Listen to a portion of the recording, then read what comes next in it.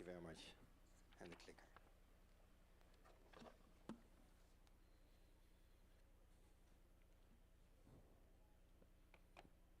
Good morning, everyone. Welcome here in the Science Pavilion at COP16 and the Saudi Sustainability Innovation Week. Good morning, distinguished guests, ladies and gentlemen. It's an honor to stand before you today at the Sustainability Innovation Week 2024 and the UNCCD COP16. These events symbolize a global commitment to addressing two of humanity's most pressing challenges: food security and water management. These are also a reflection of Saudi Arabia's leadership in forging a path towards a more sustainable future, a journey that holds immense promise to the kingdom, the region, but also the world. Before we dive into this morning's topic, let me ask you a question to set the tone. I like some interactive discussions here. How many of you think it is possible for the Kingdom of Saudi Arabia to become a global leader in sustainable agriculture and water management by 2030? At least we have some enthusiastic people here in the room, so thank you. This question lies at the heart of our discussion, by the way. Food and water security are not just about meeting today's needs. They're also about building systems that can sustain future generations. The topic of this keynote today I'm giving is about innovating for resilient food and water systems, bridging global expertise and local needs. It encapsulates this vision, by the way, because together we will explore the challenges, opportunities, and solutions that will help us achieve it. So to provide some context, and for the one who don't know me, let me briefly introduce myself to you. My name is Giovanni Angelini. Despite my Italian name, I'm also Dutch. And I'm the founder and owner of a small boutique consultancy company in Dubai called Trapital. And among our key clients is Dutch Greenhouse Delta. And that's the organization I have the privilege of representing today. And I serve at Dutch Greenhouse Delta as managing director for the Middle East and Africa. Based in Naaldwijk, in the western region of the Netherlands, Dutch Greenhouse Delta exemplifies the nation's remarkable ability to transform geographic limitations into global opportunities. It is widely recognized as a leader in agriculture and water management, contributing to sustainable solutions worldwide. Despite its modest size, the Netherlands has become one of the largest exporters of agricultural products, knowledge, and technology in the world. This is not a coincidence, but the result of a sophisticated agricultural ecosystem driven by innovation, collaboration, and sustainability. At the heart of this success is controlled environment agriculture, and I will use that word a couple of times today, CEA, a system that used advanced greenhouse technologies to optimize resource efficiency. These systems deliver high yields with minimal environmental impact, and that is really a necessity for global food security. Complementing this is the Netherlands' world-renowned expertise in integrated water management, employing techniques like water recycling, precision irrigation, and desalination to maximize the use of every resource.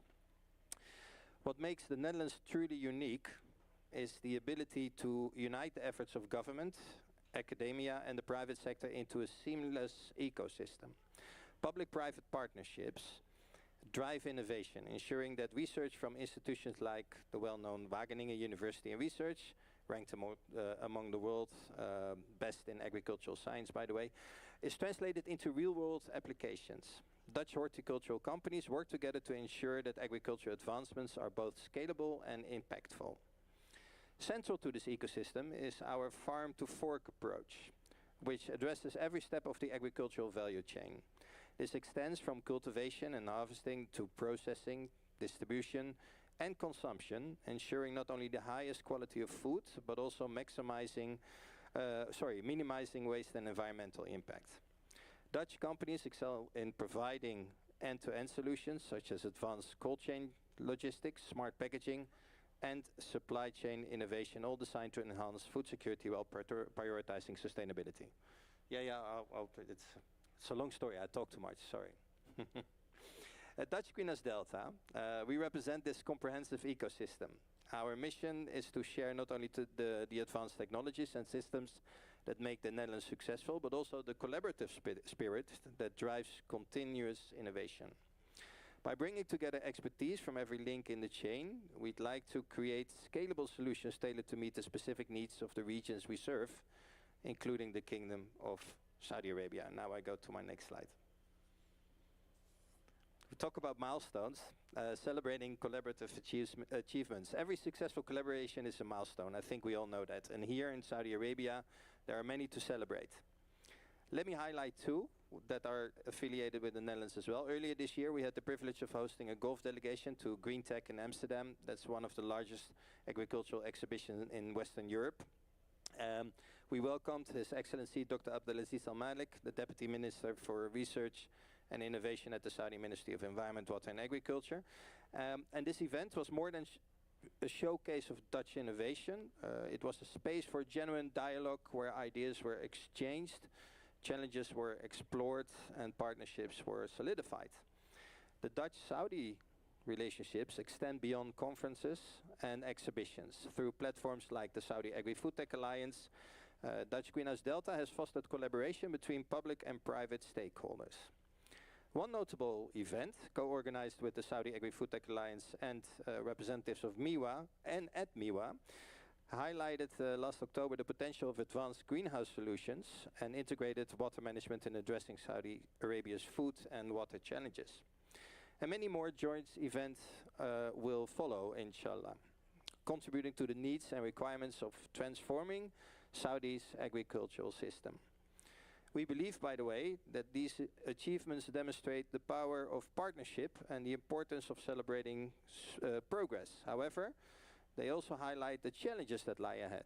And I will talk about some of the challenges later, which we must confront if we are to build a truly resilient food and water system. So let's talk about these challenges and also some opportunities. While milestones mark progress, they also serve as reminders of the immense challenges that remain.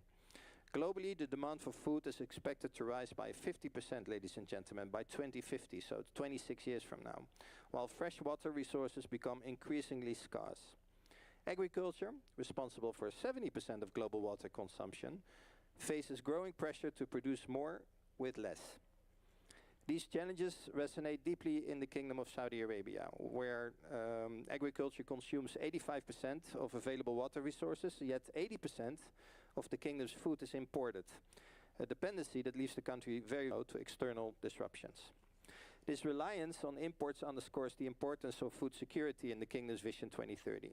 Saudi Arabia is committed to reducing its dependence on foreign markets, not by eliminating imports, but by strengthening the domestic food production systems to ensure stability and resilience. This transformation requires addressing critical challenges such as water scarcity, labor shortages, and the impact of climate change. So speaking about water scarcity, it's perhaps maybe, I think, the kingdom's most urgent issue. With less than 100 millimeters of annual rainfall and heavy reliance on non-renewable groundwater reserves, traditional farming practices are unsustainable. Flood irrigation, a common method, can waste more than 50% of available water.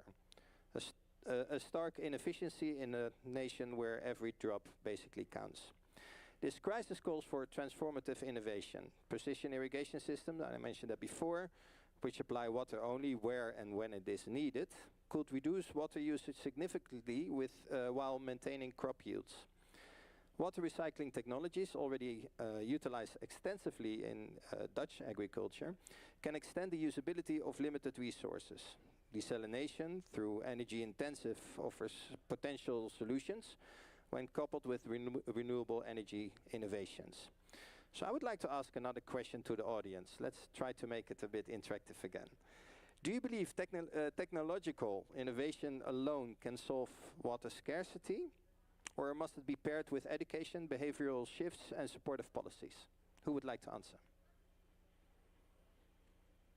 Yes, Mark, I'm happy. There's a microphone coming your way. It's probably both. Why? Because you need consumer behaviour to change so that they understand that water is a scarce resource and needs to be managed effectively. And that's what the lesson that Australia learned. can you imagine, I was in Egypt once, and we had to tell 60 times to the farmer there, please close the valve. I can absolutely believe that. Yeah. 80% of the Nile is being used for agricultural purposes in Egypt. Yeah. Thank you for your feedback, Mark. Well, food security, ladies and gentlemen, is a dual challenge, including here within Saudi Arabia. On one hand, the kingdom must increase domestic production to reduce its reliance on imports. I mentioned that before. On the other hand, achieving this goal demands overcoming structural barriers, including the high cost of controlled environment agriculture. Here are the words again. And especially the infrastructure around it, and the need for skilled labor to manage advanced systems. And I had to go to my next slide. Now I forgot it. Yeah, it's good that you reminded me. CEA, Controlled Environment Agriculture, which include technologies like vertical farms and climate-controlled greenhouses, offers a promising path forward. These systems are highly resource efficient and capable of producing high yields even in arid conditions. However, their successful implementation hinges on significant upfront investment and the availability of trained professionals to operate and maintain them. And this is where we in the Netherlands organized or created a program. We call it the Partners for International Business program. That's playing a very important role. The so-called PIB, as abbreviation, is a Dutch government-supported initiative designed to bring together private companies, public institutions and research organizations to develop integrated solutions for global challenges. In Saudi Arabia, the United Arab Emirates and the state of Qatar, we currently run a so-called PIB on horticulture, and from January onwards, I'm pleased to announce that we will continue this PIB for another 2 years by including water management as a focus, introducing advanced irrigation systems, water recycling and resource-efficient technologies tailored to local needs. And the focus will be again on Saudi Arabia, UAE, and hopefully the Sultanate of Oman. This goes together with a couple of K2K programs. Yes, Doctor. Yes, the PIB is a public-private collaboration, normally for 3 to 5 years, where the Netherlands government partners with the private sector to promote or market them within a specific country or region. And here in the Gulf region, we chose for Saudi Arabia, UAE and Qatar in 2019. Qatar was still in the economic boycott. Saudi and UAE had very promising visions related to their national vision, but also the food security strategy. And I had the privilege to write the entire public-private collaboration, and what we include in there is the organizing of roadshows, seminars. The Netherlands is very prominent at specific exhibitions, like here in the Kingdom at Saudi Agriculture, where we have a big Netherlands pavilion. We provide K2K, knowledge-to-knowledge opportunities. This year we did a very successful, it's actually part of the speech, but I can go ahead already. We did a very successful knowledge-to-knowledge program together with Topian and Esti Dama here in Riyadh, with the students from all kinds of universities, King Saud, KAUS, Tabuk University and so on. That program was very successful. We had more than 20 students, if I'm not mistaken, and we decided to continue it for upcoming year. And it's funded also by the Netherlands government. Yeah. You're welcome. Let me see where I am. Yes, so the collaborations will not only address immediate challenges, by the way, but also create frameworks for long-term sustainability, because a lot of ambitious ideas we see here are very short-term based, and we like to focus on the long-term relationship. But the agricultural sector in Saudi Arabia faces a skills gap that threatens its ability to scale innovation. Despite advancements in robotics, artificial intelligence and digital monitoring systems, agriculture is often viewed as a low-tech, labor-intensive, non-attractive industry. This outdated perception deters young professionals from entering the field, creating a shortage of skilled workers needed to drive the transformation. Changing this narrative is essential. Agriculture today is a high-tech, innovative sector where science and engineering intersect with sustainability. By integrating modern tools into educational programs and offering hands-on training, we can attract the next generation of professionals, and that's also where the K2K program steps in. Our K2K program initiative exemplify this effort. These programs connect for sure the Saudi professionals and students with Dutch industry leaders, offering access to expertise in areas like precision farming, greenhouse management, and water optimization. And we also bring in the expertise from vocational training institutes like Delphi or Wageningen University. We train the trainer, and so on and so on. And this is also a reason why Dutch Greenhouse Delta signed a MOU with Kous University earlier this year to see if we can also work together on the so-called experience center they recently established. By building local capacity, K2K ensures that the knowledge and skills introduced today will drive progress for years to come. Let me give you a small example. Hi Mark, Tester is here as well, and I think you heard that comment before. When I ask a farmer here to help them upscaling their facility, they will look at me like, who are you? You bald-headed Italian with a Dutch passport. You know, my father, my grandfather did it this way. Why should we change the traditional farming into a modern world of agriculture to make it attractive for the next generations? That's quite a challenge, and that's why we really focus on this public-private collaboration there. So for us, it's important to establish these relationships. But there are other challenges as well, like climate change. It's a force multiplier for all these challenges. Rising temperatures, erratic rainfall patterns, and increasing desertification place additional strain on Saudi Arabia's agricultural systems. These environmental realities demand adaptive solutions that can withstand climatic extremes. Controlled environment agriculture, here it comes again, offers one such solution, creating stable growing conditions regardless of external weather. Similarly, research into drought-resistant crop varieties could mitigate the impacts of rising temperatures. Saudi Arabia's broader environmental initiatives, such as the Saudi Green Initiative and afforestation projects, complement these efforts by addressing the root causes of climate change. While the challenges are significant, they also create opportunity for meaningful collaboration. Saudi Arabia's partnerships with global leaders in agriculture and water management have already shown the potential for transformative change. Dutch expertise in precision farming, water recycling, and controlled environment agriculture has contributed to projects that are redefining efficiency and sustainability here in the kingdom. Initiatives like, again, the Saudi Agri-Food Tech Alliance illustrate how collaborative platforms can bridge public and private sectors, fostering innovation at scale. By combining local knowledge with international expertise, these initiatives demonstrate that solutions to food and water security are not only achievable but also scalable to benefit the region and beyond. The Kingdom's position as a global hub for trade and innovation enhances its potential to lead. By leveraging its geographic and economic strengths, Saudi Arabia can serve as a model for sustainable agriculture, sharing best practices with neighboring countries and creating ripple effects of progress around the across the Gulf region. So another question for the audience. How many of you see yourselves or your organizations contributing to the shared vision of collaboration? What role can you play in turning these challenges into opportunities? Dr. Zayed. So I think this question depends on the type of the entity. If it's a private, they can do operation, they can support with funding. If it's public, also they can contribute with funding and enablement. So it depends on the type of the entity you're talking about here. Any entity. Any entity? Any entity. Public, private, large, smallhold farmers. I can't give a specific answer for that. No, no problem. Yes. Yeah. My question, by the way, is like, is it sometimes not a chicken and an egg story that on one side we wait on policy making decisions from the authorities, and on the other hand, private companies are sometimes also wondering, should I invest, should I not invest? There's an open economy policy, so maybe my crops will become expensive, and so on and so on. Sorry, would you mind bringing back the microphone? Thank you. It seems like that, so that's why there is no specific answer for your question.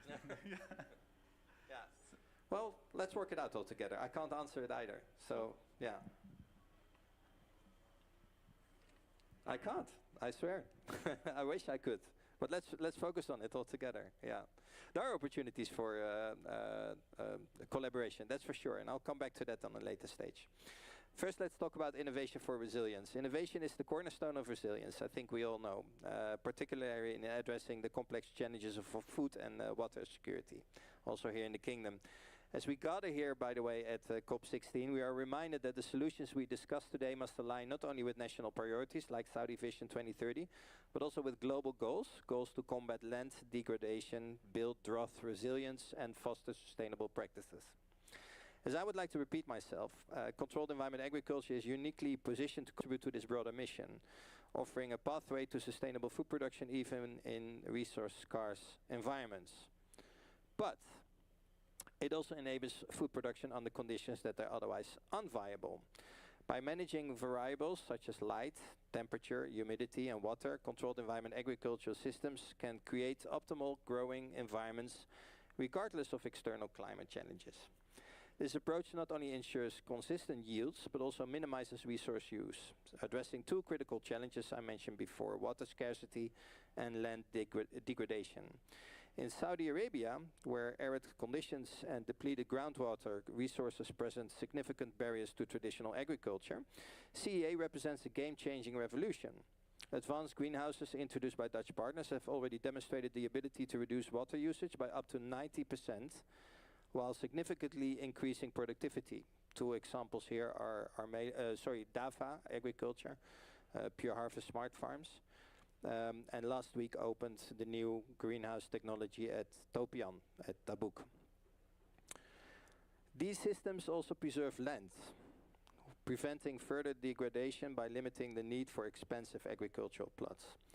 While these results are impressive, or promising to be impressive, their broader significance lies in the scalability of controlled environment agriculture. With the right partnerships and strategies, this technology can be adapted to serve regions with limited resources, ensuring that innovation is not confined to well-funded markets, but accessible to all. And that brings me to the next point, because yes, one of the critical questions we must address is how to bring these transformative technologies to regions that lack access to capital and infrastructure. Solutions like CEA, Controlled Environment Agriculture, here I go again, by its nature can be resource intensive, often requiring significant upfront investment. However, innovative financing models and localized adaptation offer promising pathways to oversee these barriers. Going back to the public-private collaboration from the Netherlands again, if we can build specific innovative greenhouse solutions here in the Kingdom, we can also bring in finance from specific organizations in the Netherlands. For example, modular greenhouse systems that can be scaled incrementally provide an entry point for smaller producers. These systems require low initial investment and can grow alongside the producer's capacity. Additionally, knowledge sharing initiatives and trainings provided in collaboration with universities like KAUST or Tabuk ensure that even smallhold farmers gain the expertise needed to operate advanced systems, fostering independence and resilience. So, okay, another question then. How many of you think financial accessibility is just as critical as technological innovation when it comes to scaling solutions like controlled environment agriculture? Mark Tester. And Georgia. Let's start with the lady. No, definitely they come hand in hand. Why? Because there is no way you can get the full impact of the technology advancements. First of all, in order to boost technology advancement, then in order to deploy it, to adopt it, you need financial enablement as well, for sure. Thank you. And Mark, I think Mark can, from elaborate on that. experience, you can talk more about it. You've got to have finance. And Yeah. actually, I thought you were asking a question for a show of hands, because your question was a yes, no, and the answer is yes. You do need to have finance for scaling. I mean, for the innovations, for the pilot scale, for testing whether a particular technology works, obviously you need to have innovation and discovery. But to scale up, which was your question, finance has to be the primary driver. and where do they get it from?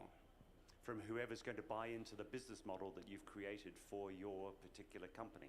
Yeah, and what if we talk about a country, I like to play devil's advocate here, that is looking for, let's say, quick return of investments, short term. Well, then you'd probably want to be not going for a high capex per square meter Dutch greenhouse, but you might want to go for a mid or low tech greenhouse. Yeah, or the right where your capex burn is much lower. Yeah, yeah, on the short term. On the short term. Yeah, that'll give you a shorter term. Yeah. Exactly. Well, that's what you asked. Yeah. Yeah. And so you go for a low-tech or mid-tech greenhouse and get your ROI in less than 3 years. Yeah. Georgia? But I think also like you cannot see things in silos, right? So you need to have a portfolio of investments in technology that will bring you short-term results, which is more about localizing existing solutions, and also invest in new technologies at an earlier stage. So Slowly. exactly. So Yeah. rather than looking at one thing, have a big vision and a portfolio like a normal financial sort of entity would do. You hit the nail on its head. I absolutely agree there. Yeah. So take the time, but in the end, we go to that stage, especially to make it also attractive for future generations in this sector. Yeah. Okay. I see I have 4.5 minutes left, so let me go to the next slide about water efficiency. It's a shared priority. Thank you for your feedback. Drought resilience begins with water efficiency, and this is where innovation in controlled environment agriculture excels. In traditional agriculture, water is often wasted through inefficient irrigation methods. I mentioned the Egypt model before. Controlled environment agriculture eliminates this efficiency by delivering water directly to plants, roots, through precision irrigation systems. And in some cases, water use can be reduced by up to 95%. I mentioned that before. In Saudi Arabia, these advancements have been paired with technologies like water recycling and renewable energy power desalination, ensuring that even limited water resources are used sustainably. Imagine the potential of scaling such systems across the region where water scarcity is one of the most significant constraints on food production. Innovation within the supply chain is equally important in building resilience. Food systems are not just about production, they also depend on energy storage, transportation and distribution. In many regions, food is lost due to inadequate cold chain infrastructure on inefficient logistics. Dutch expertise offers solutions that integrate advanced cold storage, automatic sorting and real-time tracking. These innovations ensure that food retains its quality from the moment it is harvested to when it reaches consumers, so the farm to fork. In Saudi Arabia, where local production is growing but supply chain inefficiencies persist, implementing these systems can help reduce waste, enhance food security and increase the marketability of local produced goods. While controlled environment agriculture is primarily associated with food production, it also has the potential to contribute to land restoration efforts. By intensifying production in small controlled spaces, controlled environment agriculture reduces the need to clear large tracts of land for agriculture. This approach preserves natural ecosystem and prevents further degradation of fragile soils. In addition, CEA systems can support broader sustainability initiatives, including the cultivation of ornamental plants and the development of nurseries for outdoor greenery.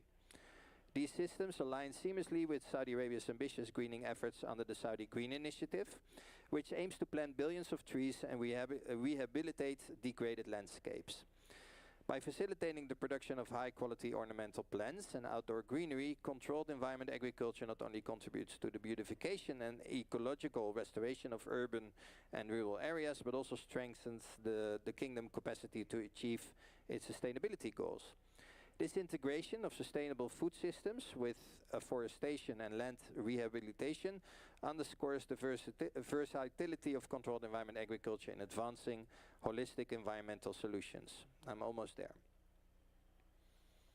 So the role of collaboration, I talked about it before.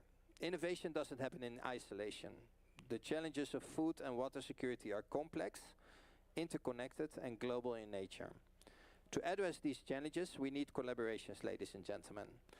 Collaboration that brings together governments, private companies, research institutes and communities.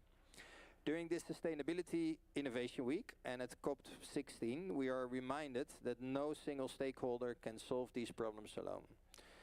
It is through partnerships that we create lasting solutions. Public-private partnerships exemplify this approach. Governments set the framework and provide support, while the private sector brings expertise and technology, and knowledge institutions deliver research and training. I think that's the right model we discussed earlier. Together they form ecosystems that drive change, and the Netherlands aims to be a model of such collaboration, where public and private entities work seamlessly to deliver innovative solutions.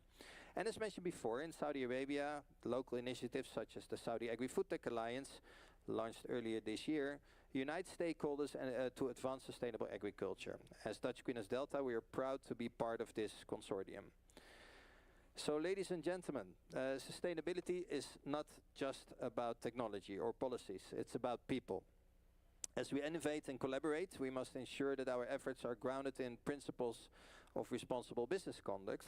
And COP16 and Sustainability Innovation Week remind us that addressing environmental challenges goes hand in hand with creating social and economic equity. So labor rights are a cornerstone of responsible business conduct. Fair wages, safe working conditions, and opportunities for professional growth must be guaranteed for those working within the agricultural sector. Similarly, women empowerment is not just a moral imperative, but also a strategic one. Studies consistently show that empowering women leads to more resilient communities. By training and resources to women and youth are already making a big impact. By expanding these efforts, we can ensure that the benefits of agricultural innovation are shared equitably across society. Responsible sourcing and ethical supply chains are another critical area by prioritizing legacy and of sustainability for generations to come. So legacy and of sustainability for generations to come. So my last slide. Time's up. Sorry. Yes. Call for collective action. As we reflect on everything we've discussed in this half an hour, one thing becomes clear. Resilience is not just about technology or innovation. It's about the power of collaboration. Whether we are addressing food and water security, climate change, or socio-economic equity, the solutions lie in our ability to work together across borders, industries and disciplines. Saudi's Vision 2030, industries and disciplines. Saudi's Vision 2030 provides an ambitious yet achievable roadmap for transforming its agricultural and water systems. Through initiatives like the Saudi Green Initiative, the launch of national missions and collaboration with global partners, the Kingdom is not only addressing its own challenges, but also creating a model for sustainable development that can inspire the region and the rest of the world. And we as Dutch Quinas Delta, we are very proud to contribute to this vision. Through partnerships, knowledge transfer and the adaptation of cutting-edge technologies, we aim to play a small but meaningful role in supporting Saudi Arabia's goals.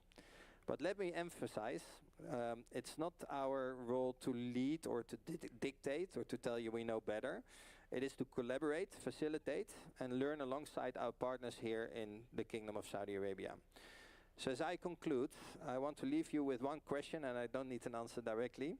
How can each of us contribute to building resilient systems that serve not just today's needs, but those of future generations? Whether you're a policymaker, an entrepreneur, a researcher, or an advocate, your role is critical in shaping the future we envision.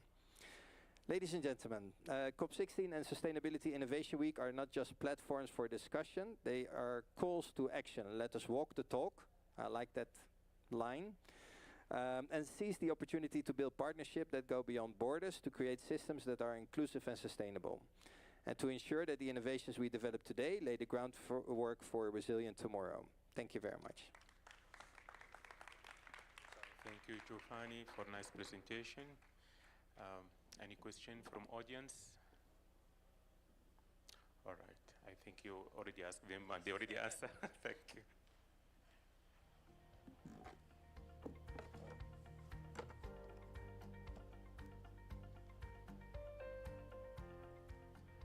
Okay, next presentation about Hassawi rice cultivation innovations.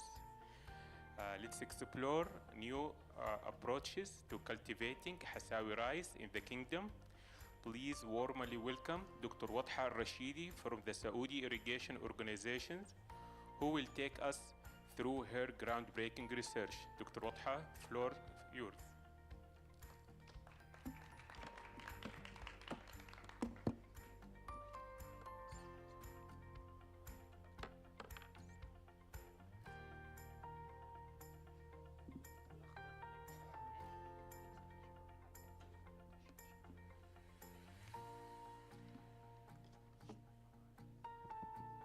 السلام عليكم ورحمة الله.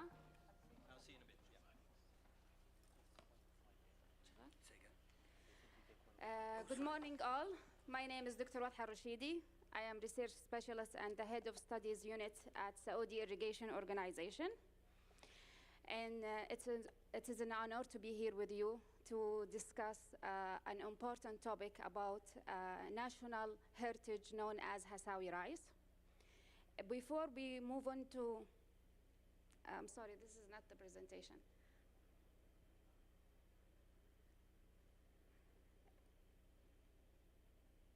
Before we move into the presentation itself, let me give you a highlight of our scope of work. In Saudi Irrigation Organization, and particularly in Irrigation Development Center, we focus on improving or seeking for the water management of irrigation water to achieve sustainability. We focus in both areas, the uses of renewable water and also the enhancement of irrigation techniques and practices to expand the irrigation level from 50%, which is the efficiency nowadays, to the global level of 70%.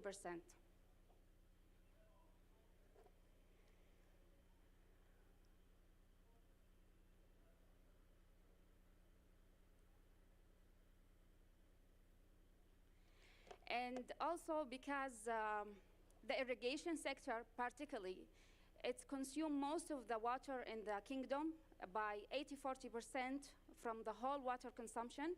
It is important to emphasize on the usage of water in agricultural activities.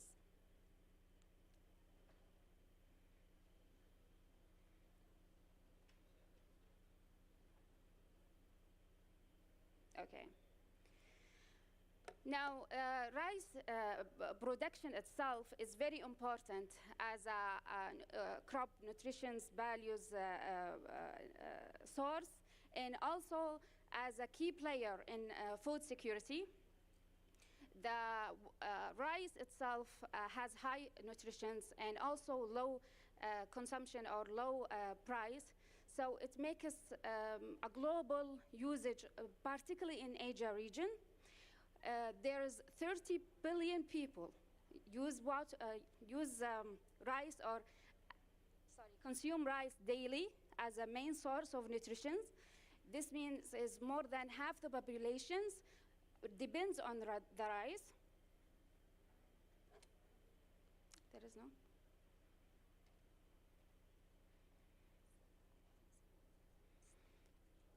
Yes.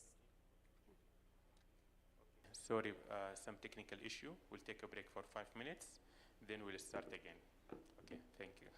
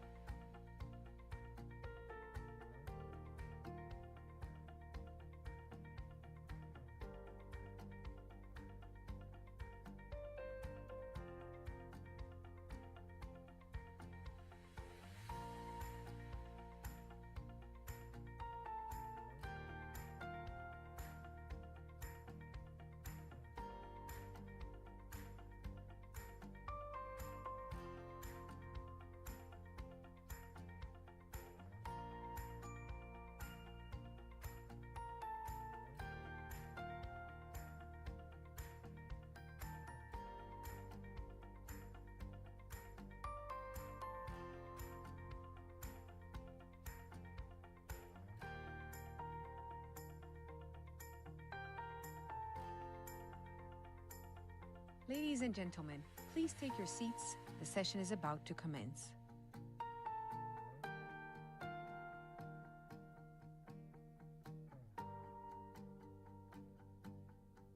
Ladies and gentlemen, please take your seats. The session is about to commence.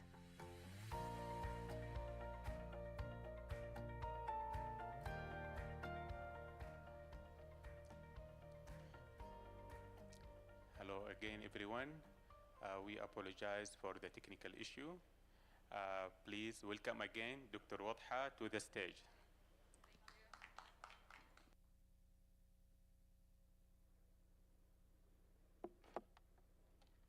Hello, everyone, and good morning. I will present myself again since the last session wasn't moving well. My name is Dr. Wadha Rashidi. I am the head of studies unit at Saudi Irrigation Organization. And as I mentioned, the scope of our work is to enhance the utilization of water in irrigation sector, particularly from the point of renewable water sources and also from the irrigation practices and techniques. And this is lead us to our point here.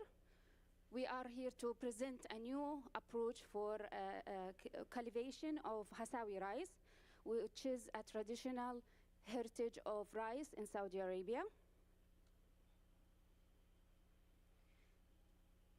As a starter, the rice plays a critical role in food security. We are here to present the importance of rice as a source of nutrition and also as availability. 30 billion people over the world consume rice daily, so more than half of the population globally consume rice. And I don't know if you know about the golden rice, particularly story. Does anyone knows the story behind golden rice? Okay. Golden rice is a rice that genetically was developed about 20 years ago for the need, because people in Bangladesh and Philippines doesn't have this source of vitamin A in their environment. And therefore, the kids was born blindless. And to address this issue, two scientists from Germany decided to modify the rice, because in these countries, poverty is high, and they depend on rice. So they decided to genetically modify the rice by implementing vitamin A inside it. And when we consume rice, it transforms to vitamin A. That's why rice is very important in the concept of nutrition, and also in the concept in providing income to the farmers, providing jobs also. Asia is the primary producer of the rice. 90% of the production is from Asian countries, particularly China and India, because they have the right environment, from the climate conditions, from the land itself, from the practices of rice formulations, and also they have diverse rice species. And the most important is they focus on research and development for the rice productivity. They see rice as an income, so they have a robust research activities regarding the improvement of rice species. We can see here a statistic. The global production of China is 28%. The global production of India is 26%. So India and China produce more than 50% of the global production of rice. And when we see the list, we can immediately know that Asian countries are the specific countries that produce rice mainly. We have a productivity of the rice in the based on the tons of hectare. We have Australia best, and the least are United States. Now, Hasawi rice is the only rice in Saudi Arabia is produced, and it's produced in Al-Hasa Oasis. Al-Hasa Oasis was recognized by the UNICEF as the largest oasis in the world. and it has diverse crops, and also it is in the driest countries or region in the world. The red rice is preferred for its super nutrition quality and compared to the white rice. We know that today health people looking for the brown and red rice because they have a low carbon content, high fiber and protein content, so it's suitable for diabetes, and also it's suitable for people who try to build up their protein intake. Hasawi rice have, like I said, lower total carbohydrate. But if we can see here, the cultivation area in Saudi Arabia is in the round of 337 hectares, which is relatively small compared to any other countries or any other areas. The total productivity is 787 tons per year. Do you know how much we consume yearly? 1.3 million tons per year. So it is not even, it's less than 1% for our consumptions. What are the challenges? Hasawi rice are here in Saudi Arabia for years now. I mean, the story said that from 19th century till now, it's been here. The history said that it was brought from India, and it's adopted the new environment in Hassa, so it's continue growing in the driest area in the world. There are a couple of challenges, as you can see. The first one is high water demand. We have 18,000 square meter per hectare as a consumption of water. We have a long duration variety, which means the cultivation time is almost 6 months. Globally, the cultivation times is from 120 days to 130. So it means it is more than the global by 30%. More than time for the global rice production for 30% means it consumes more water than any other type of rice. And also because Saudi Arabia have a water scarcity, it is important to emphasize that today we are growing Hasawi rice by groundwater, and we are having a problem of water scarcity. The abiotic stress, we are having climate change, drought, high temperature, and salinity. Also, the typical way of growing Hasawi rice is the flood system. Flood irrigation, they flood the area with water, and the length is from 10 to 15 centimeters, which means we are using too much excess of water. And the most important is we didn't focus enough on the research and the development related to this type of heritage. We need to focus more about it. So we have a lake now for research and external program in the matter of research itself and in the matter of improving the farmer's practice and management in the farm. We have a low productivity, the productivity overall from about 2,000 kilogram per hectare. The global productivity is from 5,000 to 7,000. So we have very low productivity. Maybe it's due for the practices of the farmers. Maybe it's due to the weather change, salinity of the soil. So all of these parameters makes it very challenging to produce Hasawi rice in more sustainable manner. What are we trying to do here is to focus on this heritage and trying to optimize a sustainable manner to produce it.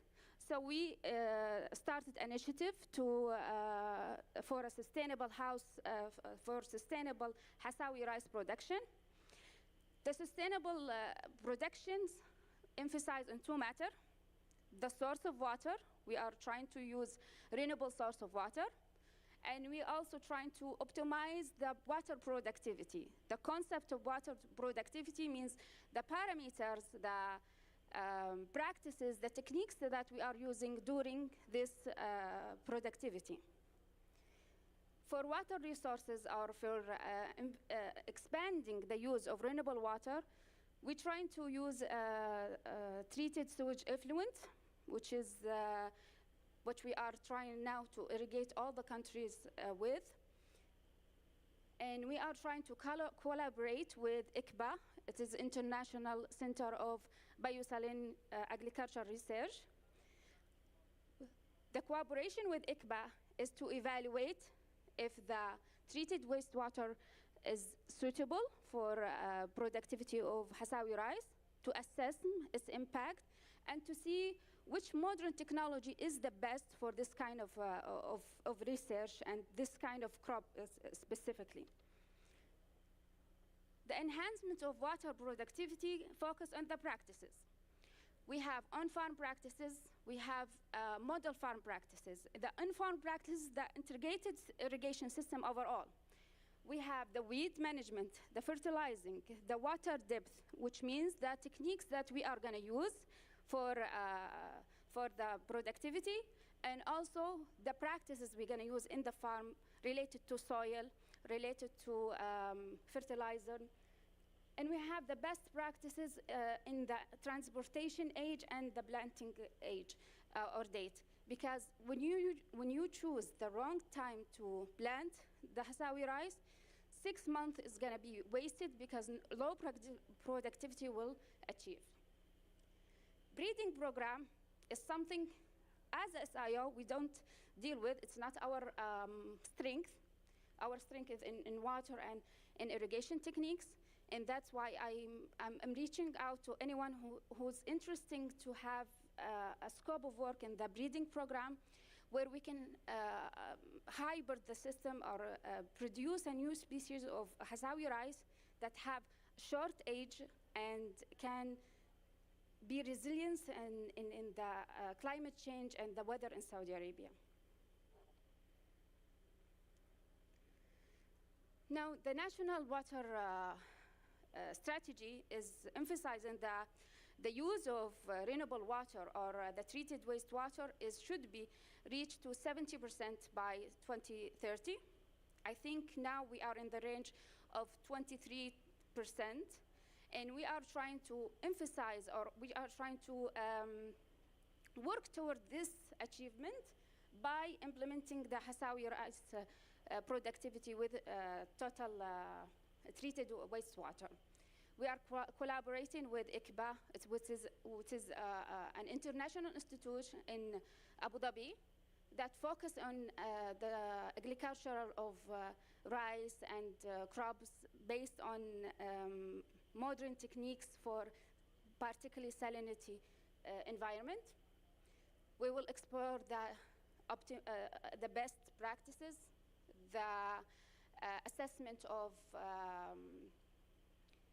water in the long term, and also investigate the greenhouse and hydroponic system if it's suitable to have a long year production of Hasawi rice.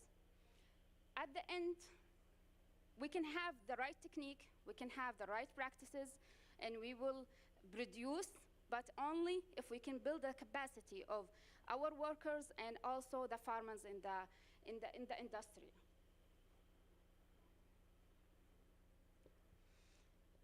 This is the project agenda. We will have 2 types of irrigation system. We will have the open field. We will have the greenhouse as a hydroponic system. In the open field, we are managing what? The water type, the soil modification, and the irrigation method.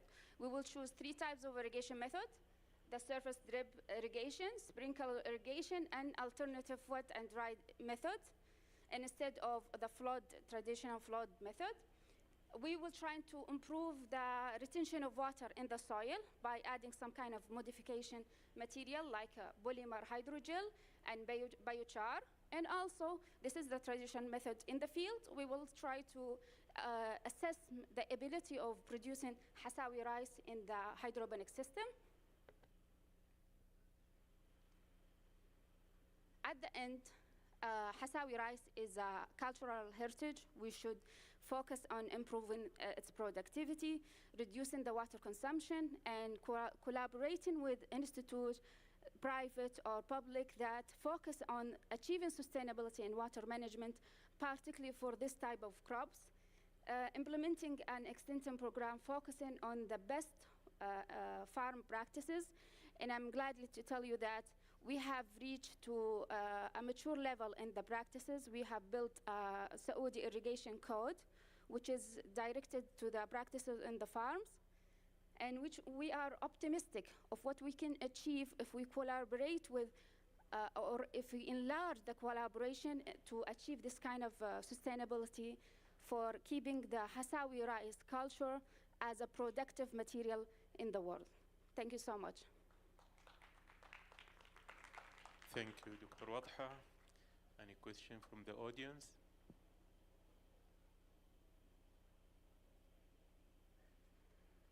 Any? Thank you so much. Thank you.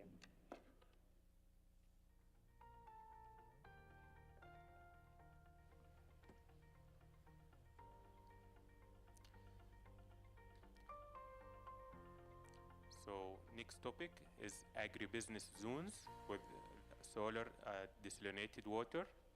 Let's dive into sustainable agriculture in coastal plains irrigated by solar desalinated water. Please welcome Dr. Amar Bamga from King Abdulaziz University as he discusses the development of agribusiness zones in Saudi Arabia.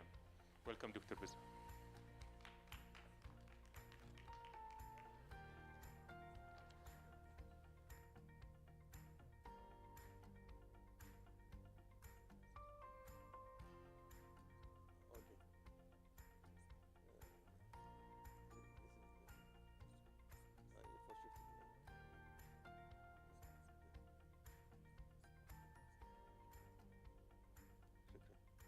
شكرا.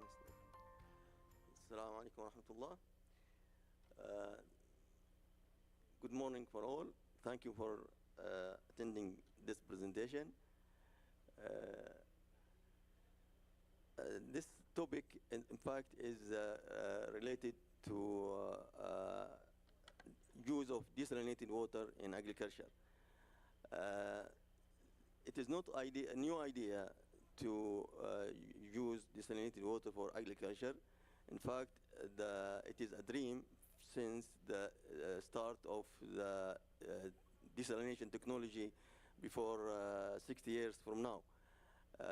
However, because the cost of the desalinated water, there is no economic value to use it for agriculture.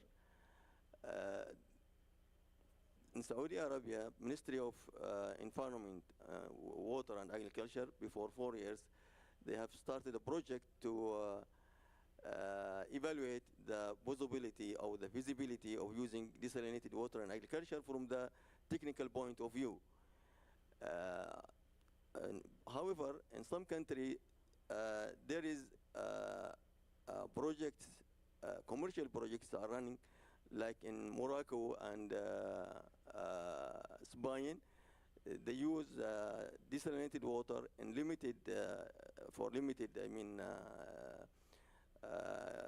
agriculture, and it was sponsored by the government. There is subsidies are given to the farmers to get the water at low price.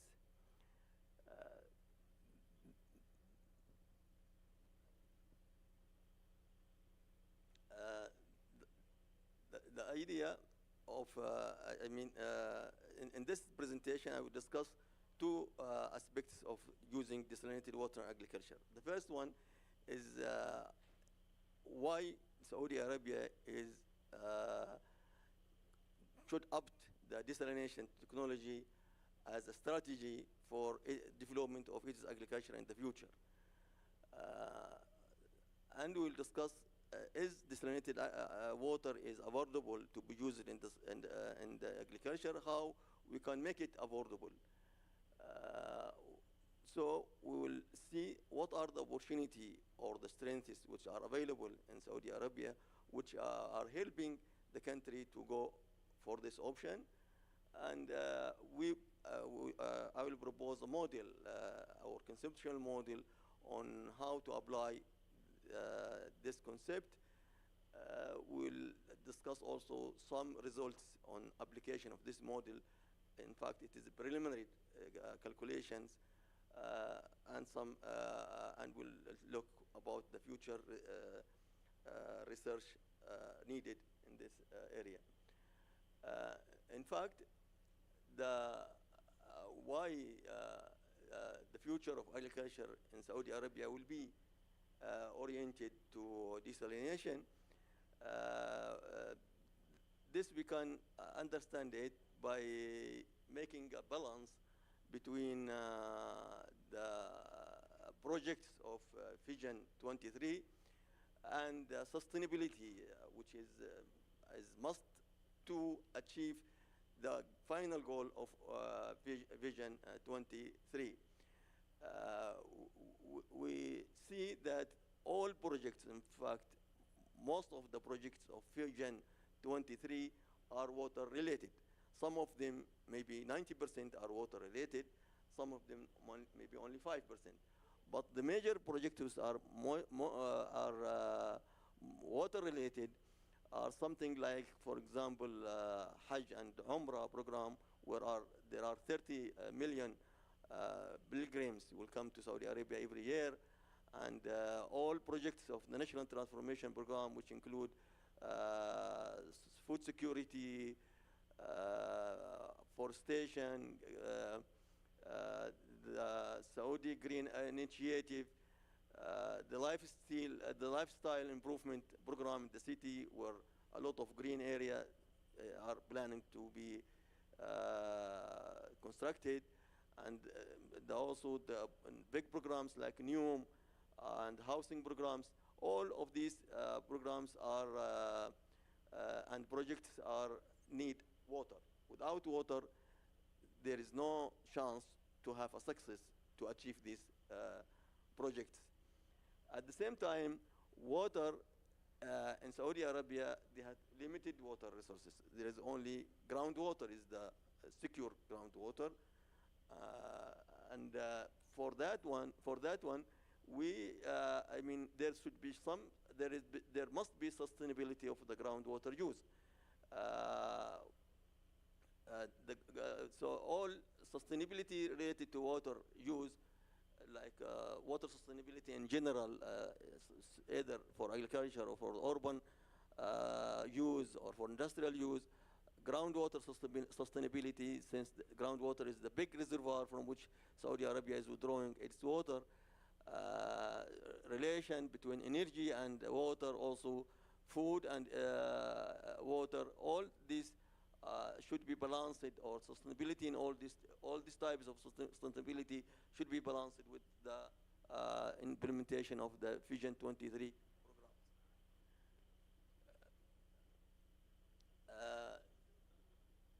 So, as I said, that Saudi Arabia has limited availability of water resources. It is the top, or in the top 10 countries in the water scarcity index.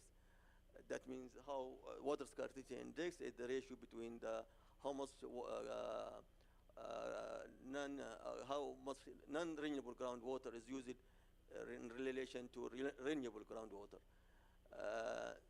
The non-renewable groundwater is the primary source of agriculture, and that is also makes agriculture is thriving only in area where groundwater available. Most of the country has no groundwater reservoirs.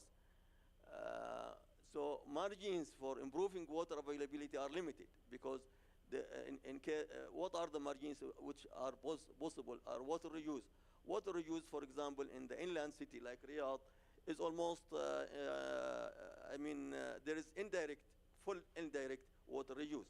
If we see the wadis around Riyadh, Namar, Wadi Hanifa, wastewater, treated wastewater is go to this wadi, make their environment ecosystem very thriving and very beautiful. So we cannot take back this water and reuse it in another places. So, and for inland cities, already water reuse is achieved almost. Except in coastal cities, because in coastal city, the water, treated wastewater, find easy way to throw it in the sea, and there is no plans in the past to take, to increase the water reuse in the cities, in the coastal cities, because of the easy business to throw the water in the sea.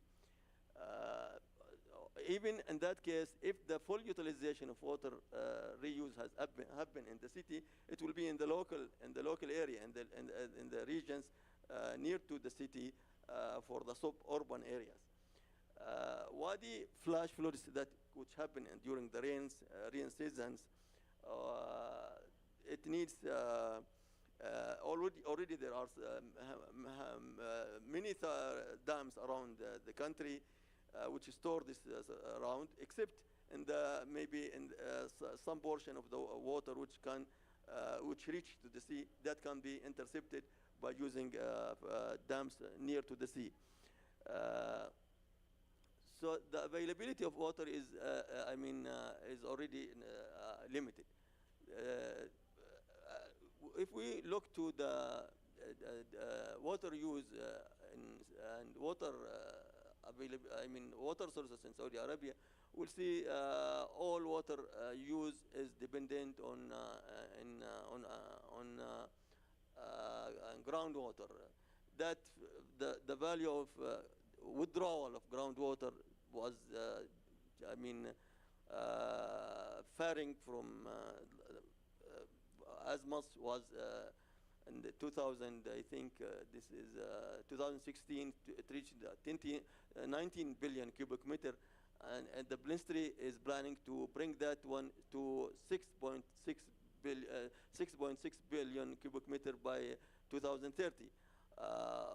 But this big balance, how will be covered? How this big shortage will be covered when we reduce the withdrawal of groundwater from aquifers. So now the question is, if we see to the if we see that most of agriculture of Saudi Arabia is located in the Arabian platform aquifers. These Arabian platform aquifers are mostly in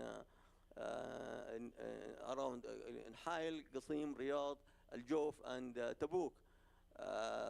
Other parts of the country, for example, in the south, there is alluvial aquifers which are easily recharged by the plenty of rain there. But almost in the traditional or aquifers, there is no recharge because the rains is the rate of rain precipitation is low. The aquifers are reservoirs which stored in which water is stored from 30,000 years ago, and when we are depleting the water, that means the aquifers will become will be dry at one moment of time. So the features of agriculture in Saudi Arabia is, as we said, concentrated around groundwater aquifers, and also most of the water is used for alfalfa and wheat, for cultivation of wheat and alfalfa, or around 80 or 70% of groundwater is used for these two crops. So because of this, self-sufficiency of the country is still, not achieved, even with current withdrawals of groundwater, the country is importing maybe around 35%, 75% of the wood from outside.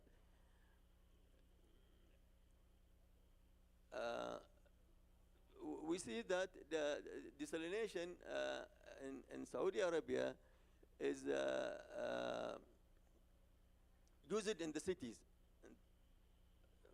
Almost the plans are to make the municipal supply of desalinated water reach 90% by 2030. Now it is 75%. And we see that some of the city are in the local, in the interior areas like Riyadh, Qasim, Jawf, Hail, Tabuk. These are water is pumped to this city by using energy more than the energy used for desalination itself, because of the elevation and because of the distance. There are 14,000 kilometers of pipes. In fact, our water is transferred along it, which means a lot of energy is provided to make water transmission. So now, can you ask this question about what will make desalinated or agriculture-dependent desalinated water is affordable? What will make it affordable?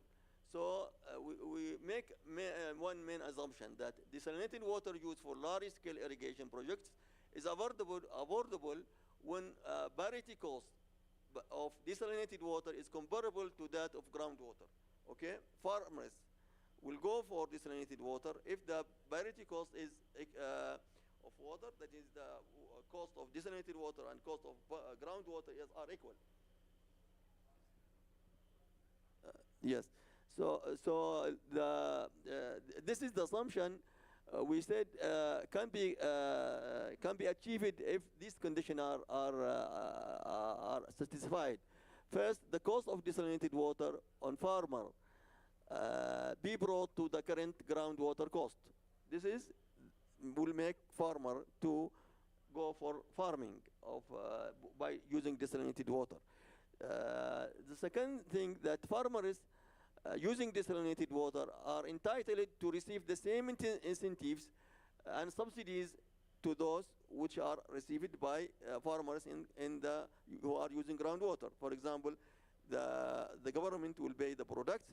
The government will give them assistance for land, free land, free seeds, and also free custom for inputs.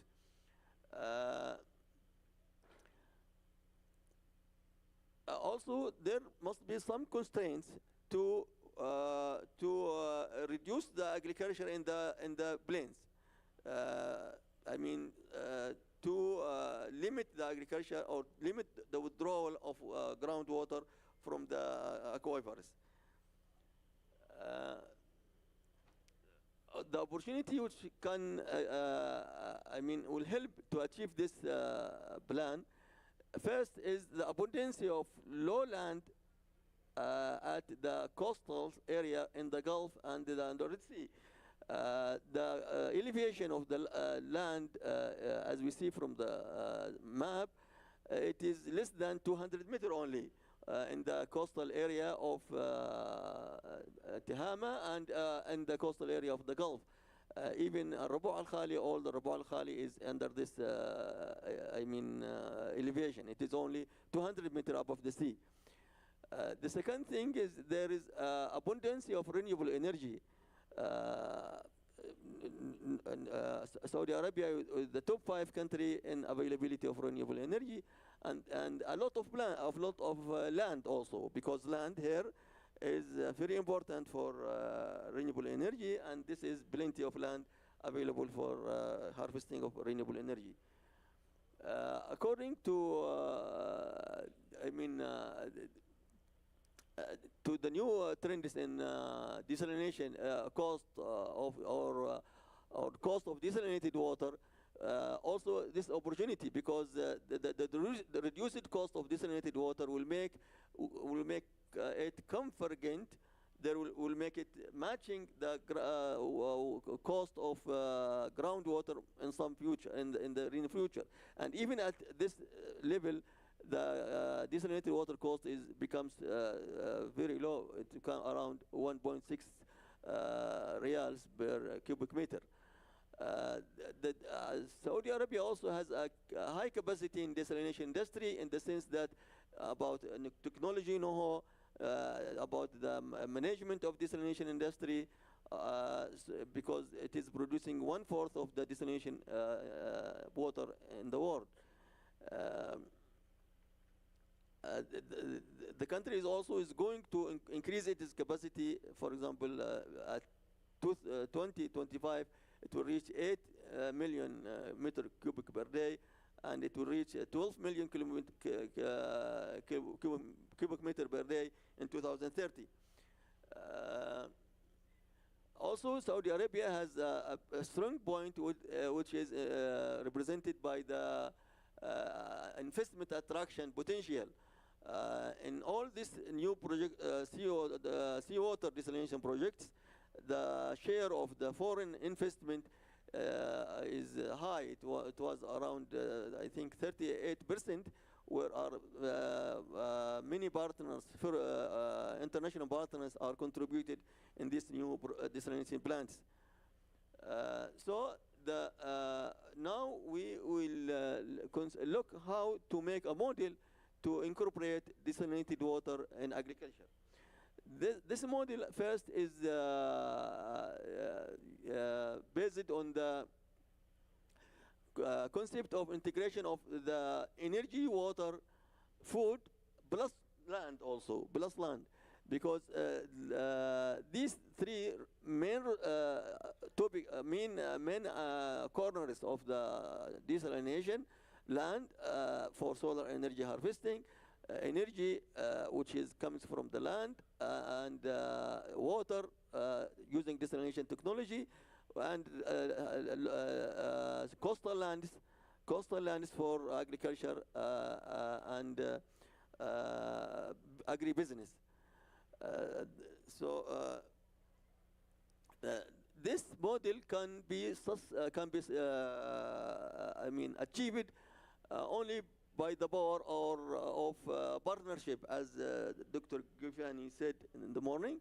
So this big project, for establishing agribusiness zones in the coastal areas, will need huge investment and multi-partner collaboration between technology, government, banks, and stakeholders. For this purpose, there may be agribusiness zone authority, similar to, for example, Jambu and Jubail Authority or Riyadh Authority, which will take care of the one big area, which will host the agribusiness zone. And in that area, it will represent like a small NUM or agri-NUM project. There will be desalination plant, solar power farm, farming company, water electricity transmission and distribution, agribusiness companies. All this will be hosted in the agribusiness zone, based on BB model. And the agribusiness zone will coordinate between these companies and the responsible authorities like BIF, Saudi Water Partnership Company, Saudi Power Partnership Company, Saudi Water Authority, and so on, and Ministry of Agriculture, in fact, as a governing body for this business. The model, we will consider this model for agribusiness zone. And this model, for example, assumes that there will be a central large plant on the shore, near to the shore, And from that plant, water will be transmitted to agribusiness zone in the coastal area. Also, there will be a solar farm located also in the coastal, coastal and the agribusiness zone, so that water will be available for washing the panels, BP panels during operation. We will consider the other possible case is to have distributed desalination plants. In first case, we assume that there is a mega size desalination plant. In the second case, we consider that there may be small and medium scale desalination plants inside the agribusiness zone. That means in the interior area, where seawater will be brought to these desalination plants by pipe, and brine will be taken again by central pipe to the sea.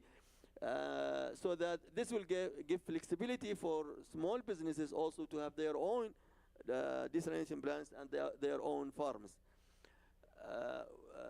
Here we make some calculation for desalination plant capacity of 1 million cubic meter per day, and for two types of crops, wheat and sorghum, because wheat and sorghum are the most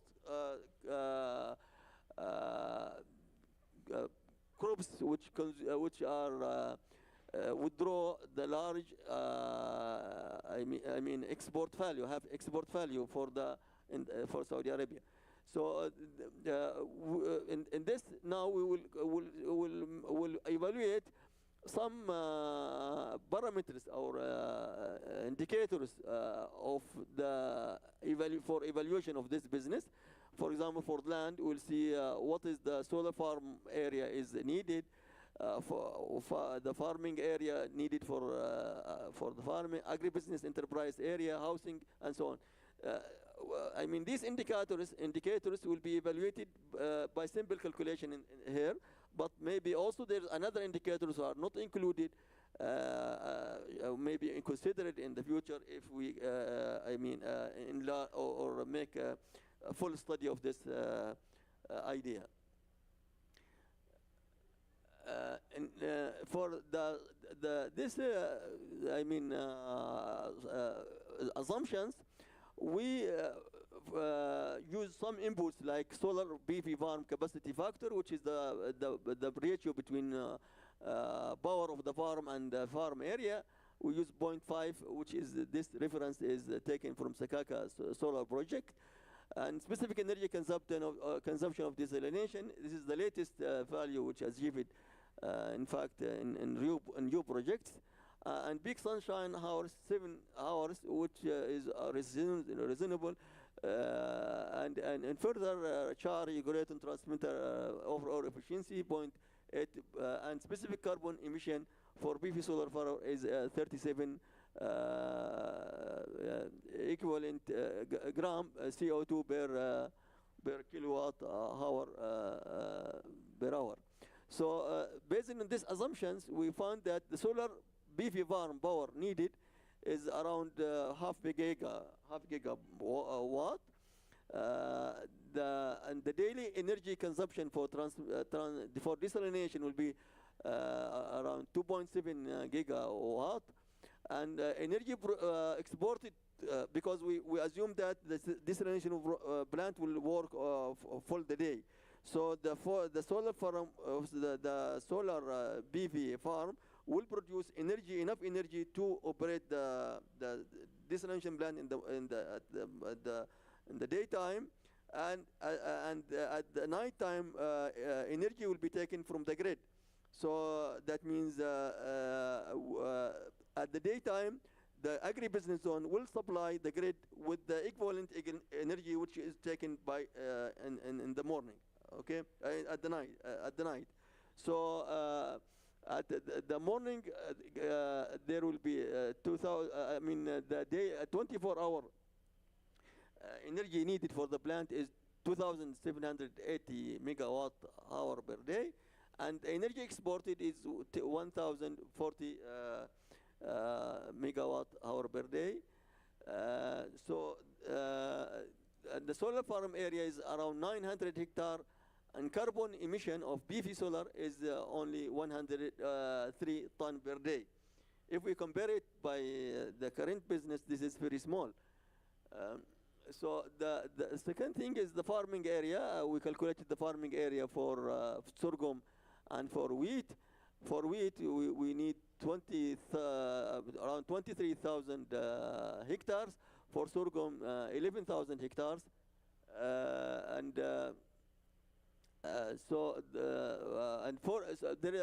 We assume that there will be two crops of sorghum. One crop is forage, and one crop is grains. So the total farming area will be 46,000, assuming that cropping intensity is 91%. So the production cost, we find the production cost of wheat,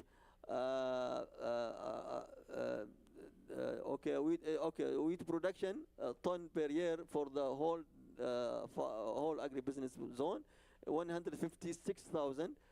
Sorghum 76,000 for grains, and sorghum forage is 106,000. And forage, there will be two seasons, one season and second season, because for sorghum can be in fact grown all the year in Saudi Arabia. It is, it can be adapted all conditions, the climatic condition. So cost of water to produce wheat, we calculate it as 1,250 riyals. And cost of water to produce sorghum is 1,790 riyals. And cost of water to produce sorghum forage is 890 riyals. Now, if we compare the costs, we'll see later that,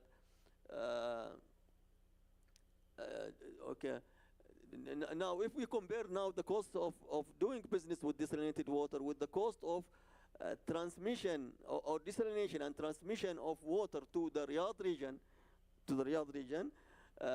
we'll find that the cost, that the energy required for production and desalination and transmission of water is around 2,940. And for production 2,780 kilowatt. This number we needed to see to balance now the cost of doing farming by desalinated water or taking water from Jubail to Riyadh. The investment required for this project for desalination and solar farm only, it is around 7 billion riyals, based on the new numbers of the new projects, investment of the new projects which have been contracted in the last 5 years. This is a big, investment, which means that will increase the capacity of Saudi Arabia in attracting investment from outside. Now, if we compare now the costs of production of water, cost of groundwater in interior areas, according to some publications, is around 0.6 riyals per meter cubic, which is not accounting, for example, diesel subsidies, because diesel is subsidized. Also, some other subsidies are included, but are not accounted in this cost. This cost only, which is paid actually by the farmer, is 0.6 riyals per cubic meter.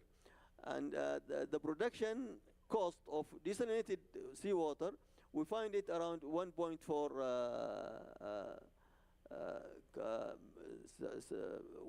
riyals. And for the, now the gap between between both two costs is around, cost gap between the groundwater and production cost is around 1 real. So this 1 real should be paid to the farmer, to the farmers. So according to our assumption, to make the desalination, agriculture with the desalinated water acceptable or profitable.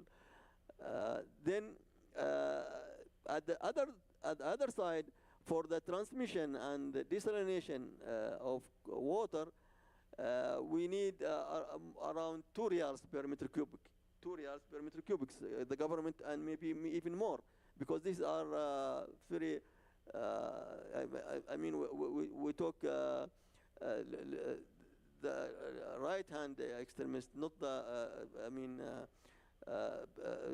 big assumptions. So if we now make, abstract the transmission cost, which is D minus or C minus A, so the gap is positive for macroeconomic benefit. Macroeconomic benefit, that means if for the government there will be savings in money in terms of stopping transmission of water from the sea to the interior cities, and utilizing seawater for agriculture in the coastal areas. The research challenges which are the subject for the future research, some of them are related to water and some of them are related to the desalination industry itself. In case of, related to the plant, in case of the plant, we need technologies to increase crop productivity. We need new methodology or new technology for open field agriculture, like hydroponic, similar to hydroponic, because wheat cannot be cultivated in controlled area. In greenhouse. There is only open field options, and also we need to incorporate agri BV into the system, so that also the washing of BV, water used for washing the BV panels is used for grass. For grass agriculture. We need also optimize cropping pattern and cropping intensity, which is best for agri business zones. And then for in case of the desalinated water cost, we need a new generation of RO membranes with high reaction of boron, especially new RO process configuration to reduce the cost. We need also grid integration of large-scale distributed solar PV farms, because this is a big problem, how to integrate a large quantity of energy which is produced by PV farms into the grid, and at the same time at the night you take a large quantity of energy. Okay, this is the outline of the idea of agribusiness zones. Thank you for listening. If you have any questions, Thank you, Dr. Omar. Shukran. Any questions from the audience? Yes.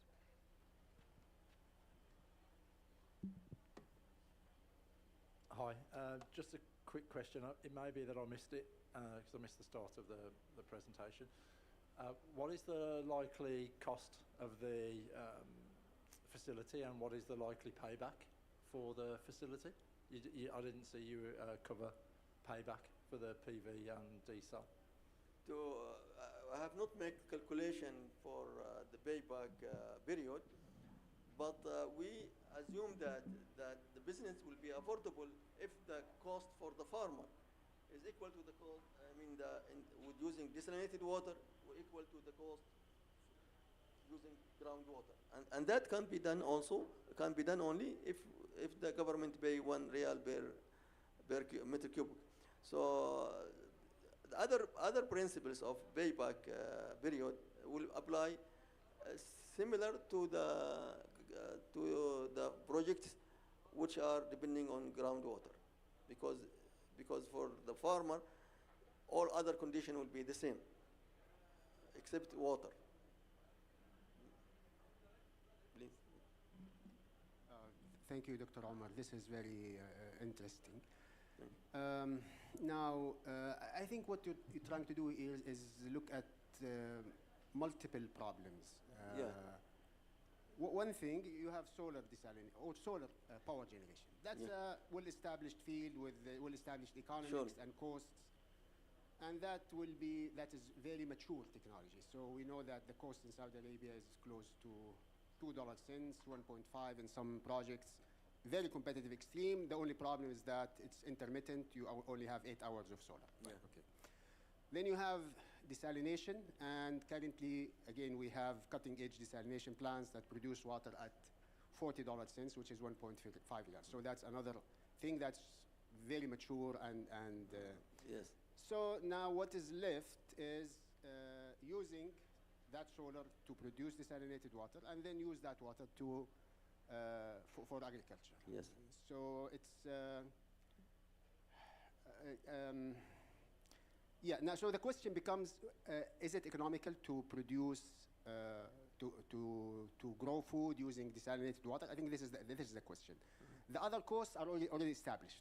I mean, there is no technology that we Yes, can we hope are for not other than the boron rejection. Yeah, That's boron yeah, rejection. yeah, That's important. And I think there are already in the market there are membranes that have very high boron rejection for agriculture. So that's already, I think that problem is taken care of. So, Okay. so what kind, then it becomes a matter of selection of the crops. What are the crops that are economical? Because again, you're asking the government to subsidize the differential. I'm not sure if this is the right proposition now at this stage. I think we need to do this gradually. First start with crops that are economical without subsidy. And there are some that, for example, dates. Dates, they consume 1 meter cube per kilogram. I think that's the last calculation we did per year. So maybe if we reduce that to half somehow using technology, and then becomes like if coastal regions become like 2 riyals, then still dates are sold for 10 riyals at least, you know. So that's already economical. Maybe that will be exclusive for in al-ahsa مثلا, or al-qatif can be with the desalination water. So first select the right crops without government subsidy, then move into things that needs to be subsidized. What do you think of this approach?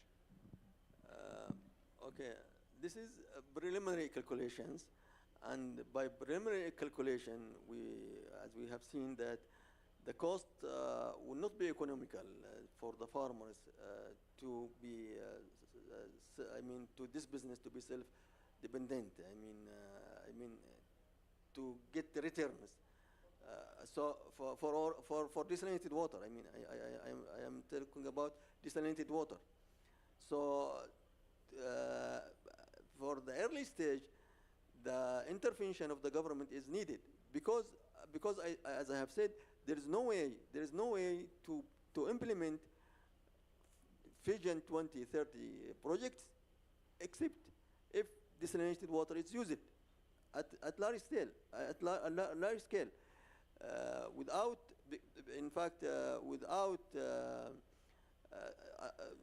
knowledge about how much water is needed for implementation of these projects, because till now there is no ready information about that.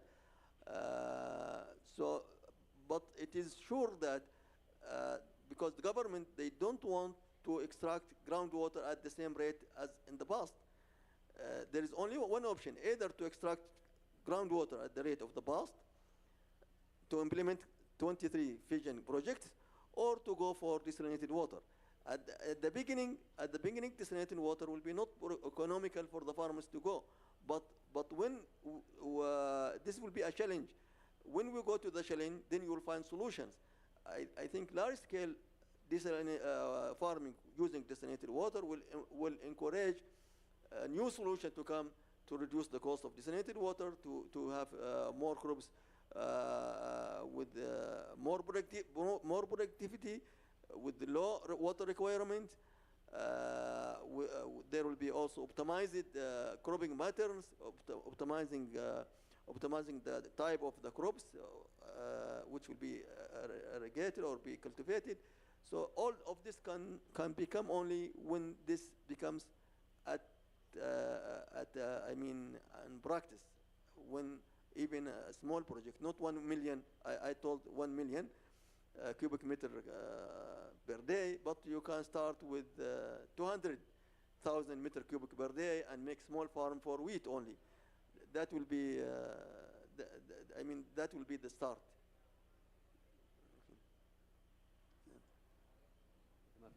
Okay. Yeah, okay. So the reason I'm asking is that, okay, I feel that if we rely on government subsidies, then we are falling into the same trap, the same problem. Currently, there is no reason for farmers to stop using non-renewable underground water because it just works for them and there is no strong regulation to stop them from doing it. Now we ask them to shift to desalinated water and we give them money, they use the same amounts of water. Again, we haven't solved the problem because we have created an energy problem, we have created carbon footprint. You said renewable, but renewable will give you 1/3 the energy. The rest has to come from the grid. So what I'm saying is that we need to invest more in technology. I think not in just supplying the same kind of water, but using another resource. Technology, which means drought-resistant crops, using technology in irrigation, protected agriculture, reducing the consumption per kilogram from 100 or 1,000 liters to 5 or 10. I think this is probably is a more productive route to do this. And then we can shift into subsidizing those high-tech agriculture. But doing agriculture the old way or the conventional way is not going to cut it. It's not going to solve the problem because currently we withdraw around 40 million cubic meters per day for agriculture in Saudi Arabia. How many plants are you going to build? Like you have to practically have 5 times the desalination capacity of Saudi Arabia only for agriculture. And that will have, again, another impact. Brine disposal problems, energy problems, carbon footprint problems. So, yes, I agree. And also there is the treated sewage water. That's also a resource that's more affordable to purify, desalinate, and use for agriculture.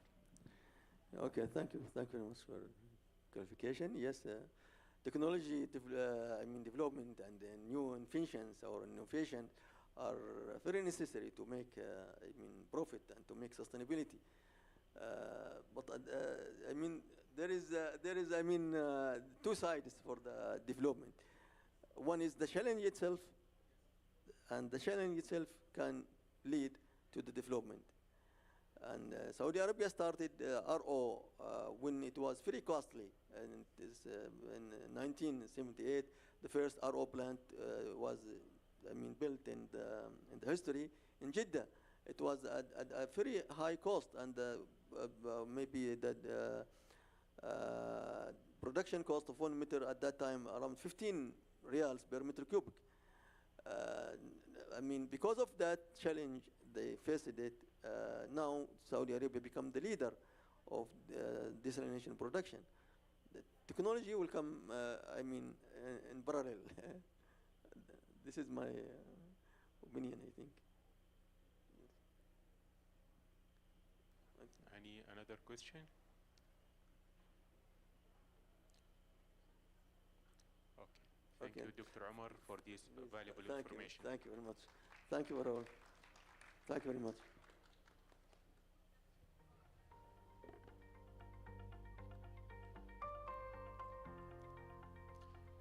Okay, before we go to our first break, let's welcome to the stage Dr. Mark Hall, the director of the Saudi Agri-Food Tech Alliance, to distribute the certificate for the speakers.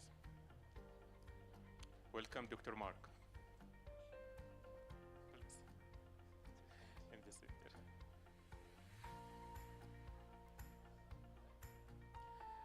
The first speaker we have today, Please welcome to the stage Dr. Wadha Rashidi.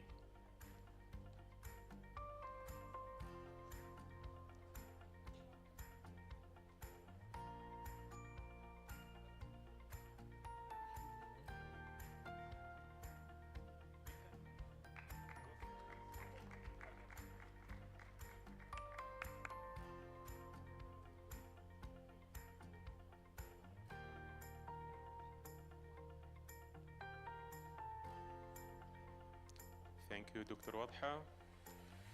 Next, Dr. Omar Bamga. Welcome to the stage.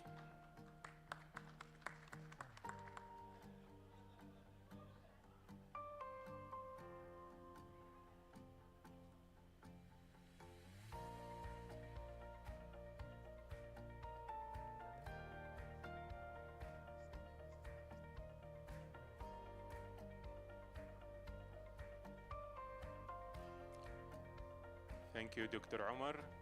Thank you, Dr. Mark. And thank you all for your attendance. So we'll take a break right now, and we will be back at 12 p.m. So see you at this time. Thank you all.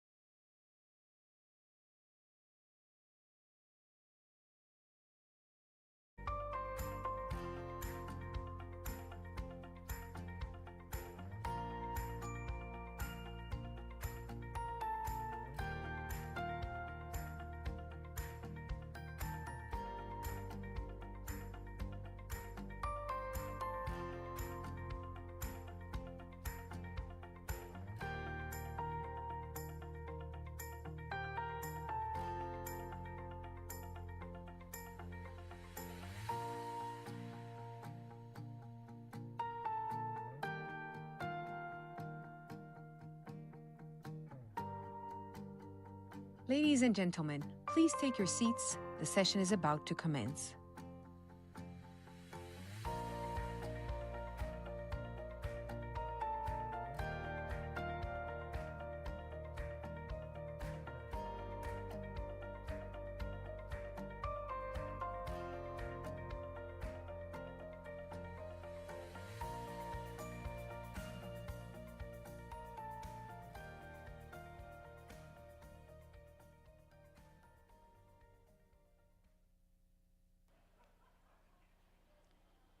Assalamu alaikum.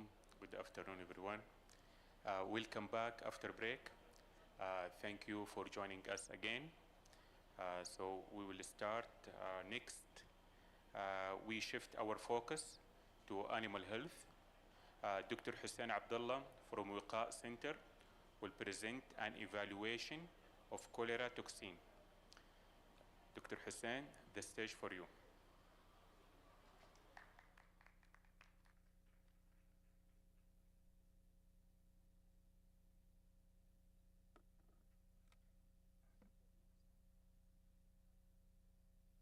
Thank you very much. Assalamu alaikum wa rahmatullahi wa barakatuh. How many of you are interested in vaccine manufacturing? 1, 2, 3? Okay, that's good. So today I would like to talk about a small-scale trial vaccine evaluation against Staphylococcus.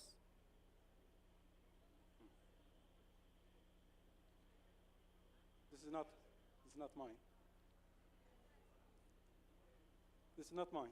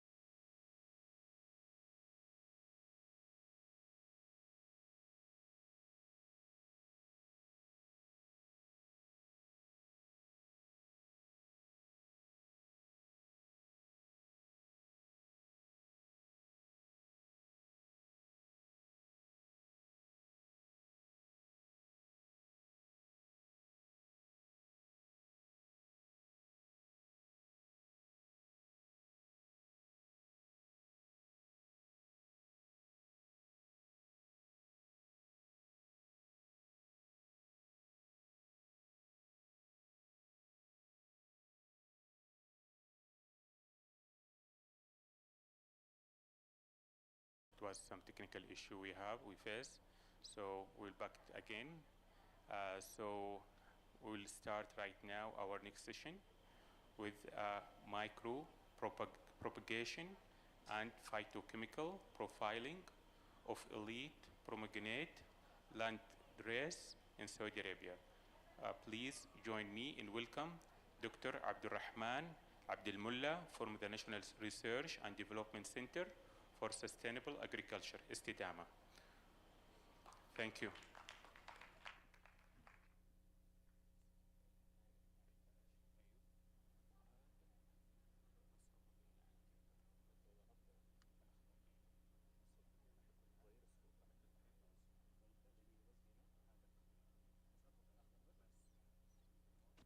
Assalamu alaikum.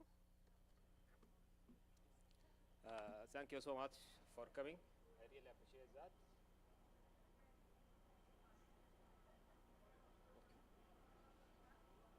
First of all, I would like to thank organizer for giving us this opportunity to participate in such an amazing event about innovation.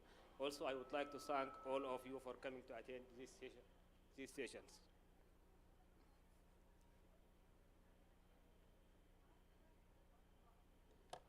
The work which I am going to present here is a part of our ongoing projects, which micropropagations, phytochemical profiling and antioxidant activity of a pomegranate grown in Saudi Arabia.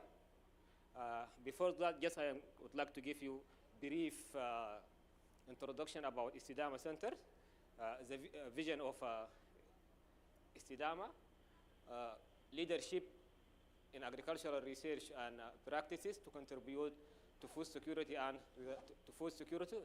resilience. The visions enabling sustainable agriculture to enhance food security via applied research, development, and innovations. The center has 5 strategic objectives: creating knowledge in sustainable agriculture, promoting practices in sustainable agriculture, promoting innovation and adoption of modern technologies, building an efficient and effective institutions, establishing a stable and diverse funding base. So here, this is contents of our presentations. We have a brief introduction about pomegranate challenges, problem statement, justification, and objectives. Material and method, which is used in this study. We have results, future work, and conclusions.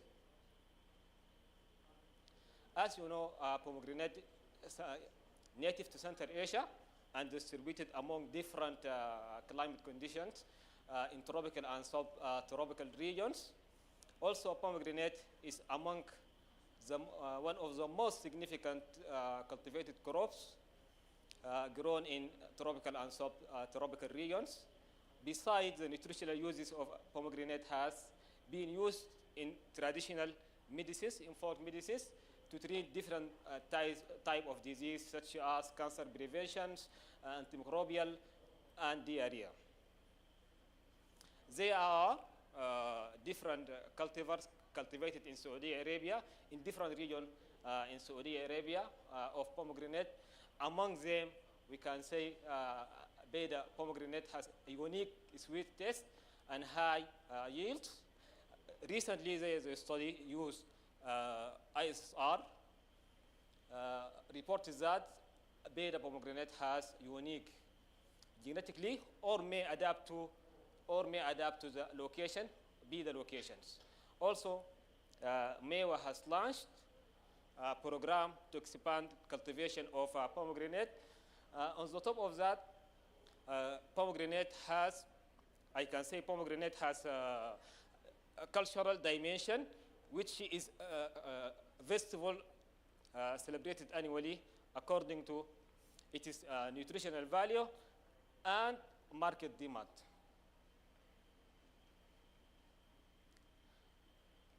Problem statement, as you know, pomegranate plant is propagated by rooting of hardwood cuttings. However, establishing new plant, just seedling, it take about 1 year just for seedling.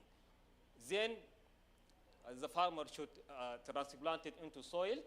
I think this is then the farmer should wait at least for 2 or 3 years to get fruit. Therefore, alternative method for accelerating to accelerate production is really needed. Here we therefore alternative methods as we propose here should be micropropagation. Micropropagation techniques itself face some problem about phenolic compound. The plant contain high amount of phenolic compound, and it's not easy to propagate by micro techniques. The objective of this study, develop an efficient protocol for pomegranate productions, identification and estimation of bioactive compound of pomegranate, determination of antioxidant activity of beta pomegranate extract. The explant were collected from Al-Baha region. Then the cuttings were sterilized using our lab protocol. Then the cuttings were inoculated into different type of media. We used MS media, B5 media, N6 media, and woody plant media for plant growth. Genetic stability. For genetic stability, DNA was isolated from mother plant as well as from mother plant and from micropropagated plant. Then ISR-BCR techniques was performed. For bioactive compound extraction, here we use different methods for extraction of bioactive compound. We use succinate method to extract bioactive compound, as well as we use our incubator to extract a bioactive compound from different plant extracts. For identification, the sample were submitted to different samples submitted to GC to see bioactive compound in extracts. While for estimation, here we estimated different type of phenolic content. We estimate total phenolic compound. We estimate total flavonoid as well as total tannin content. For antioxidant activity, we use different techniques to estimate antioxidant activity of plant extract. We use ABTS, DBBH, and FIRAP. Here you can see different type of media we use. B5, MS media, woody plant, and N6. Those media supplemented with different BGRs concentration as well as with different antioxidant substrate such as citric acid. So we calculated the result based on survival rate of shoots, average numbers of shoot, leaf, roots, and callus weight. Here we can say the best media for shoot induction, callus induction was N6, which achieved best result according to these parameters. For shoot regeneration and multiplication, the same. We have MS media, woody plant, N6 gives same results as well as a root development. Actually, we used two models here. We used two models to propagate this plant. We use direct organogenesis, which here in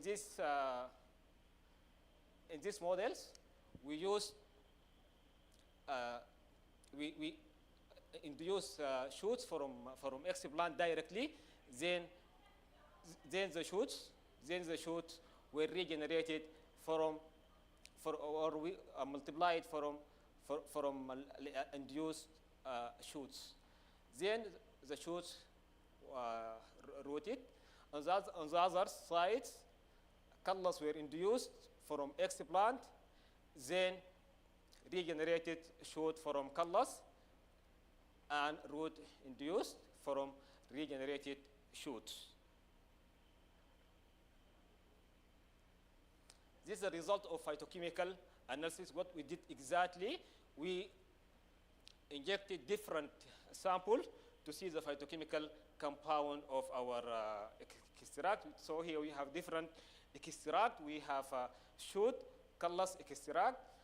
In shoot, we found about 25 bioactive compound, which has, I can say, which have strong biological activity against different disease. Also in callus, we get about 18 compounds. There is a variation between callus and shoots. Red colors indicate the high yield, while the green indicates lower yields. On the others, you can see here the phenolic compound. We detect total phenolic content in both shoot and callus, total flavonoids, and total tannins. Both callus and shoots contain high amount of phenolic compound. In compare, I think total phenol content highest in shoot compared to the callus, as well as total flavonoid content and total tannin content.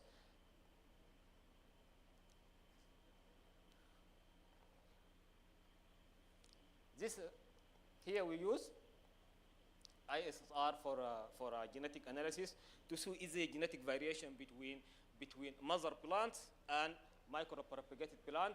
This is a pre-screening. We screened about 25 ISR primers.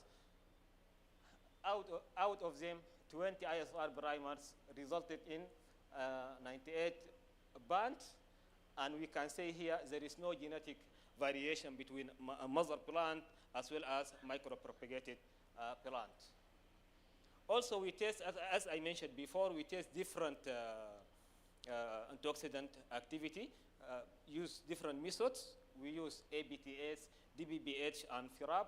And here we, as you see here, the inhibitions of free radicals increase with the increasing of extract.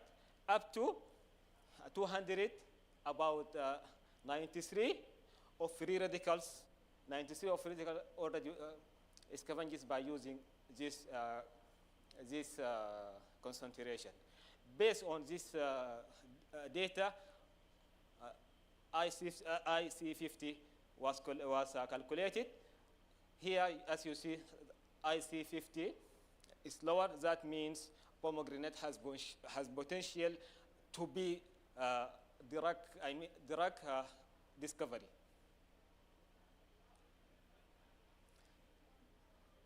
This future work, expanding research and application about the plant. We are going to also to study phenolic compound, study adaptation of the plant. Also, field study should be evaluated to see if there is a genetic variation between micropropagated and mother plant. Also, we are going to evaluate the nutritional value of pomegranate, potentiality of how we see for germplasm we need synthetic gene acids for cryoobservations. Also, biological activity assessment, we are going to isolate different bioactive compound by using HbA1c. Then we will evaluate against cancer lines as well as against microorganisms.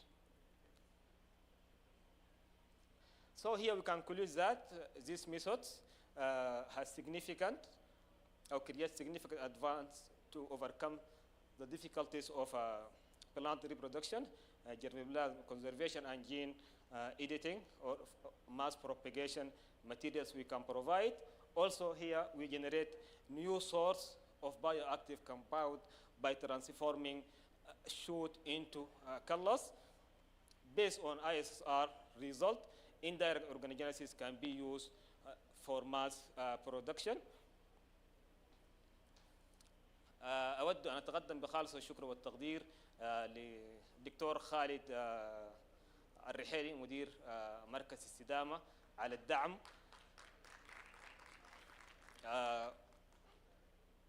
لا محدود في المجال البحثي وبتابع معنا يوم بيوم. شكرا دكتور خالد. أيضا الدكتور قاسي السباعي رئيس قسم المختبرات بمركز استدامة، شكرا دكتور قاسي. عبد المنعم مدير مختبر زراعة الأنسجة النباتية والتقنية الحيوية، شكرا. عبد الله الحربي هو من عد المحاضرة، شكرا جزيلا عبد الله. Also I would like to thank شكرا جزيلا ندى، هي من قامت بكل العمل طبعا. just I am presenter هي من تسجل كل البيانات، بتعمل كل التجارب، وبالتالي الفضل يرجع لندى ما لي انا. شكرا. منيره برضو ساعدتنا كثير جدا جدا. Also I would like to thank my colleague from KSU دكتور نديم، دكتور سليم، دكتور محمد طروم. Thank you so much once again. Thank you. Thank you so much, Dr. Abdurrahman. Any questions from audience, please?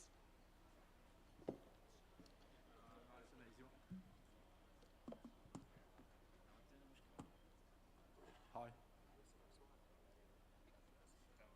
So, Okay, welcome, Prof. thank you. Just a quick question with regard to pomegranate. Your work clearly makes it easier to propagate, but is there a significant market for pomegranate, or is there a likelihood that pomegranate will become a significant crop for Saudi Arabia as we go forwards? Again, I didn't get you well. Just you can rise. Is pomegranate going to become an important crop for the kingdom? Yeah. According to this Mewa strategic is going to be. Yeah, it is very important. It is very important because the species here, or the variety here, it's local from Al-Baha. They call it Beda, and this is one of the strategy to preserve the natural resource. And it is a very successful plant in Al-Baha, and there is a plan from Mewa to expand the plantation of pomegranate in Al-Baha. So native species. Yeah. Thank you. Okay, thank you, Dr. Khalid. Thank you. Okay, we have a question in the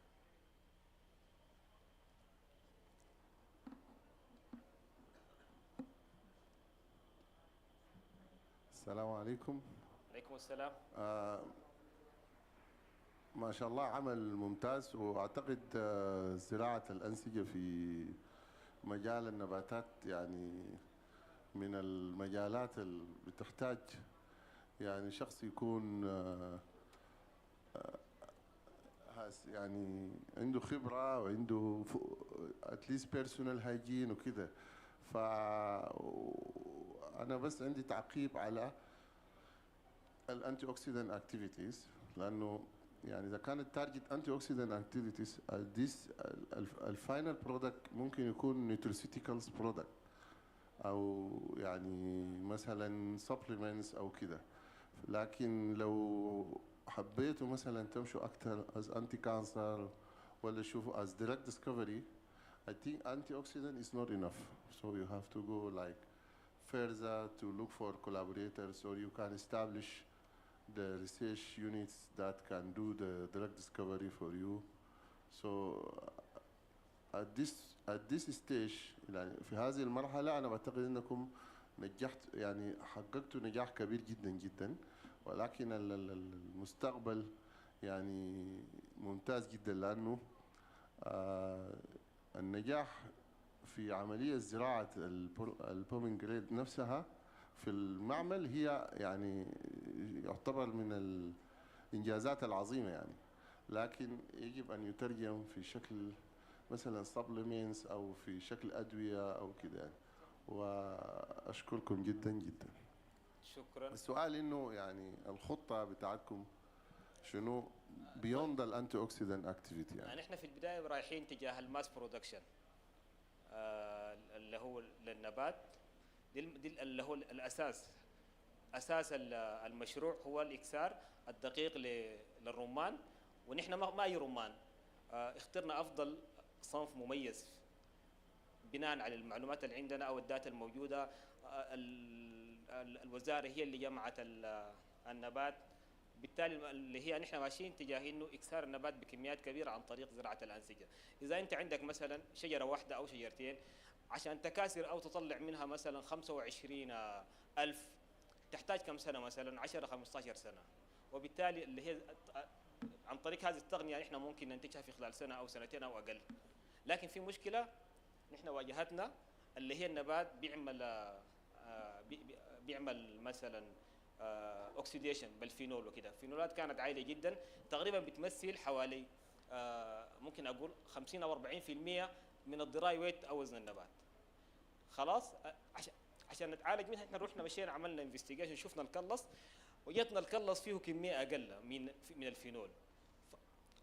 ما وقفنا هنا، رحنا نكاثره عن طريق الكلص. في نفس الوقت نحن عرفنا الفيتوكيميكالز السكندري ميتابولايتس دي كمرحله اولى. but we are going to validate it. حنعزل عندنا شباب مختصين في المجال، حنعزل المركبات هذه بالتاكيد مع عندنا تعاون مع كليات الصيدله، حنمشي اكثر في هذا المجال. اذا الاجابه كده واضحه ولا لا؟ الاجابه واضحه، وانا حقيقه ما كان هو سؤال، انا بس جست يعني اشاده بعملكم. شكرا. عمل طيب، وكونه تساعدوا المزارع او الدوله في انه يعني عمليه الاكسار بتاع الشجره نفسها، ده انجاز عظيم يعني. شكرا. ومأجورين باذن الله. Any question for Dr. Abdurrahman? Okay. Thank you, Dr. Abdurrahman. Thank you so much.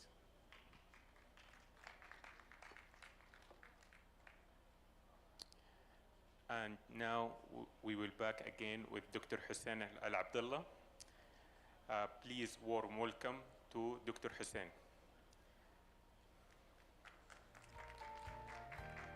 Dr. Hussein from Wiqa Center will present an evaluation of chlorine toxin. The stage for you, Dr. Hussein. Thank you.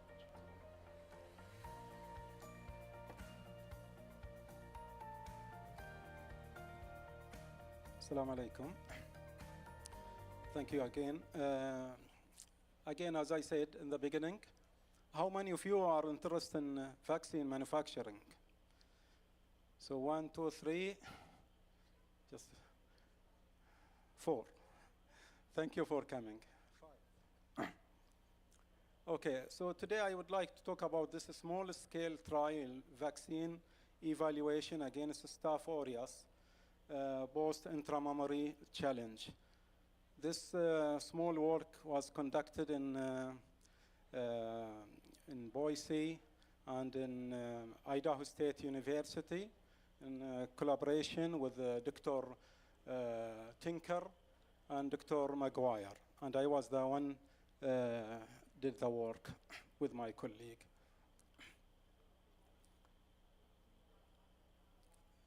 So in veterinary medicine, we said horse's leg, while cow is mammary gland and uterus. So any dysfunction of these two organs, cow will not be valid.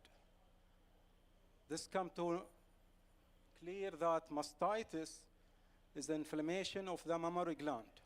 So if you have a cow with chronic mastitis, that will cost you a lot. Mastitis is caused by bacterial normally, can be environmental pathogens or could be a contagious pathogens. Contagious pathogens such as Mycoplasma, Streptococcus, and Staphylococcus aureus. The somatic cell count is the inflammatory cell recruited to any antigen in the mammary gland. So it's a very good marker to evaluate the mastitis in milk. Clinical symptoms is normally associated with a score, which is range from 1 to 3, where the 3 is the most severe clinical symptoms. It has been estimated that 70% of the US herd are positive for Staph aureus. Normally, Staph aureus is transmitted during milking time.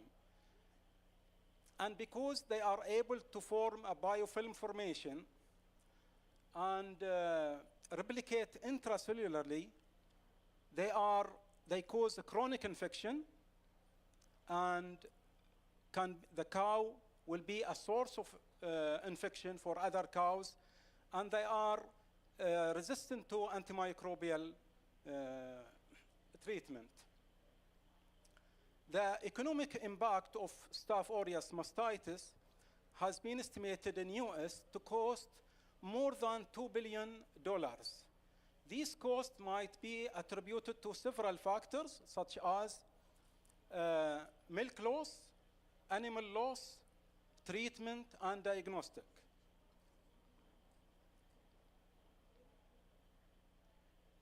Therefore, effective vaccine will mitigate the cost due to mastitis for Staphylococcus aureus. Effective vaccine should have at least, to reduce the incidence, to reduce the severity of symptoms, shedding of the bacteria in the milk, and reduce somatic cell count infiltration, and most important, will provide cross protection against different serotypes. Previous approach for vaccine manufacturing include whole life cell vaccine and kill vaccine. Although the data from the field are conflicting from these vaccine using in dairy, the effective or the incidence was moderate. Therefore, a new vaccine focus on surface protein, such as multiple purified surface protein adhesion, and those secreted in the milk. Any virulence factor will help to provide a vaccine against different serotype. Staph aureus contain the conserved regulated surface protein and the clumping factor. These two components are surface exposure, and they are important in multiple mechanisms of pathogenesis, which is very important to provide for multivalent vaccine and will provide or necessary for another serotype protection. The immunity against Staph aureus is not well understood. However, because it is intracellular, induction of both humoral and cellular immunity will be very important to combat this bacteria. Cellular, such as neutrophil, CD8, T lymphocyte, CD4, and T helper 17, where humoral is from IgM, IgG2, IgA, and secretory IgA. Cholera toxin from Vibrio cholera and homologous labile toxin from E. coli are gold standard adjuvant, which enhance the vaccine or the antigen to trigger the immune system for good vaccine manufacturing. This adjuvant stimulate the systemic immunity in mucosal and dermal site. The mechanism of this adjuvant will help to bind to dendritic cell, neutrophil, and antigen presentation, and most important, will help also to switch or to promote the B cell isotype switching. So if you need a T helper, if you need IgG2 or IgG1, this is very important to have a balance of these two humoral immune response to combat the bacteria. The non-toxic molecule of the adjuvant, there are two part of the adjuvant, toxic part and non-toxic part. The non-toxic part will help to retain the adjuvant and will erase easy the purification and during vaccine manufacturing and direct the association with the antigen. Where the toxic part contain two parts, CTA and CTA1 and CTA2, where the CTA2 is responsible to bind to the B unit.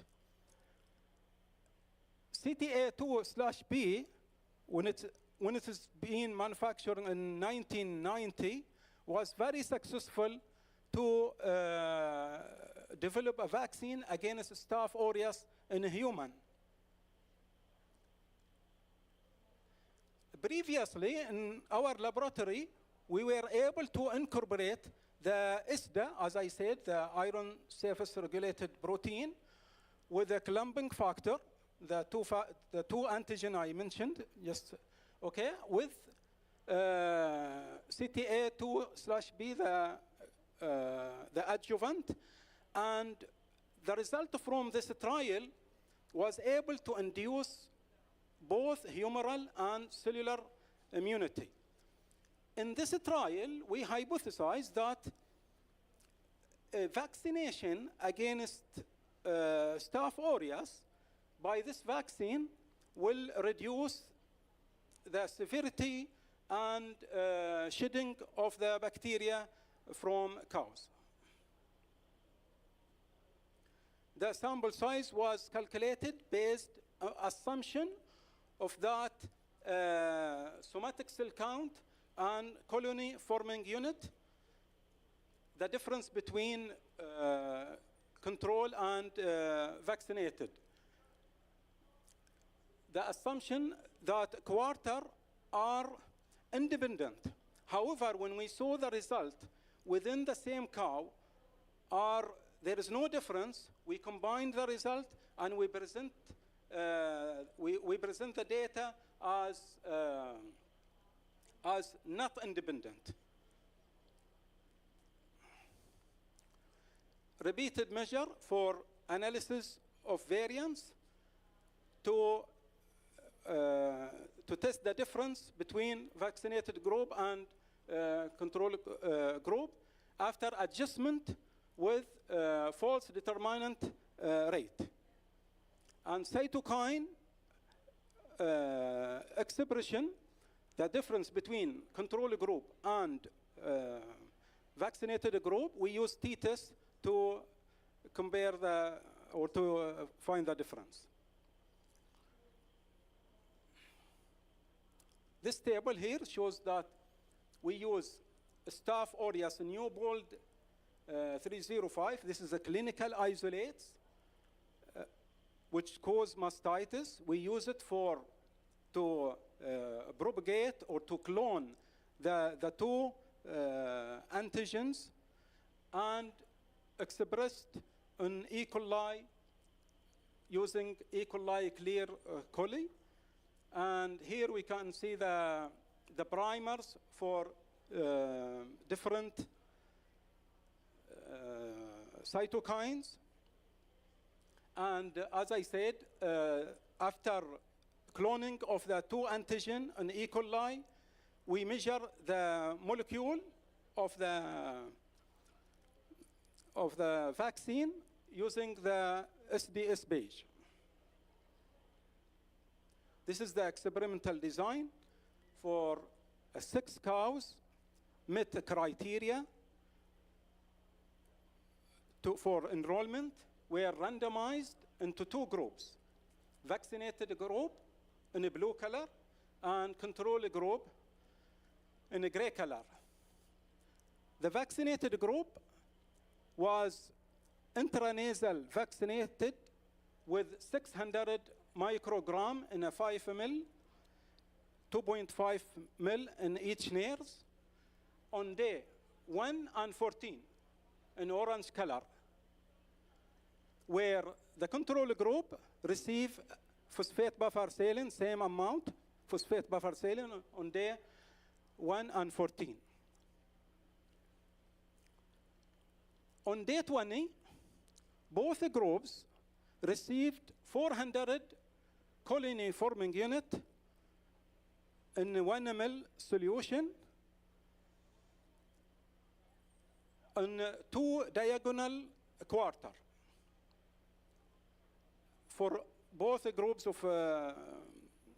treatment, control and vaccinated. All animals received the colony forming unit, 400 colony forming unit.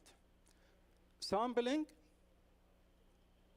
on day 1, milk sample were collected on day 1, 14, 20, and every day there is no any increment relative to day 1. This is the IgG production in serum. When we see the IgG in milk, similar result, we can see the production of IgG gradual increment on day 14, 20, 24, 26, 28, and 30, and significant difference on day 30 compared to all other days. And there is a significant difference between day 30, between vaccinated group and control group.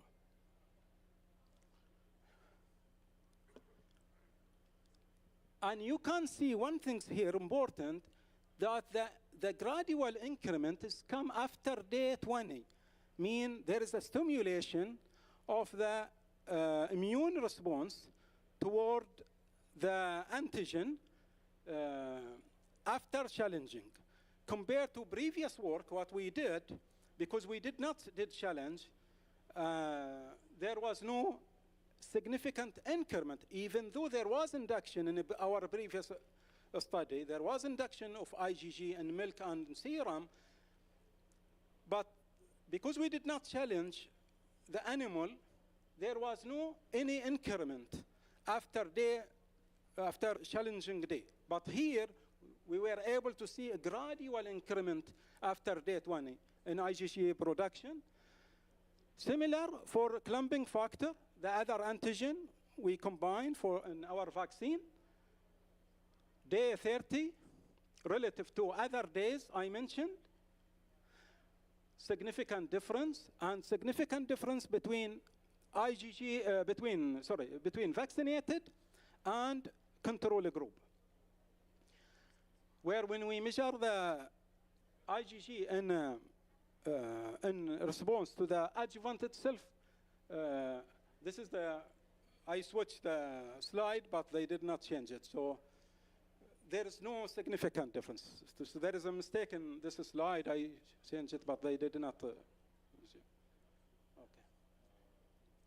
Specifically, when we test a humoral and cellular immune response to see or to explore the T helper and T helper 2, so in a serum, we were able again to see the IgG1, significant difference, IgG1 in day 30 compared to other days. First in relative to day 1, and on day 30 relative to other 2 days, that day 20 and day 14, against the anti-SDA and clumping factor. Likewise, the IgG1 production, which significant difference in when we compare the vaccinated group on day 30 compared to control group, or when we compare day 30 to other days, to day 20 and day 14. The largely production of IgG1 towards both antigen indicate that the antigen stimulate T helper 2. However, we were able to see induction of IgG2, even it is not significant, as you can see, But the induction relative to day one indicate there is a T helper 1 in stimulation for both antigen, the clumping factor and iron-regulated surface protein. The last figure here on E, when we measure the cytokine expression, the cytokine is the pro-inflammatory, okay, anti-inflammatory hormones. So for those people who is not familiar, so this will indicate that we were not able to see a difference between vaccinated group and control group for interleukin 2, interleukin 10, and interleukin 6, but we are able to see the inflammatory interferon gamma, significant difference between vaccinated and control group, which explain the absence of mastitis again in vaccinated group compared to control group.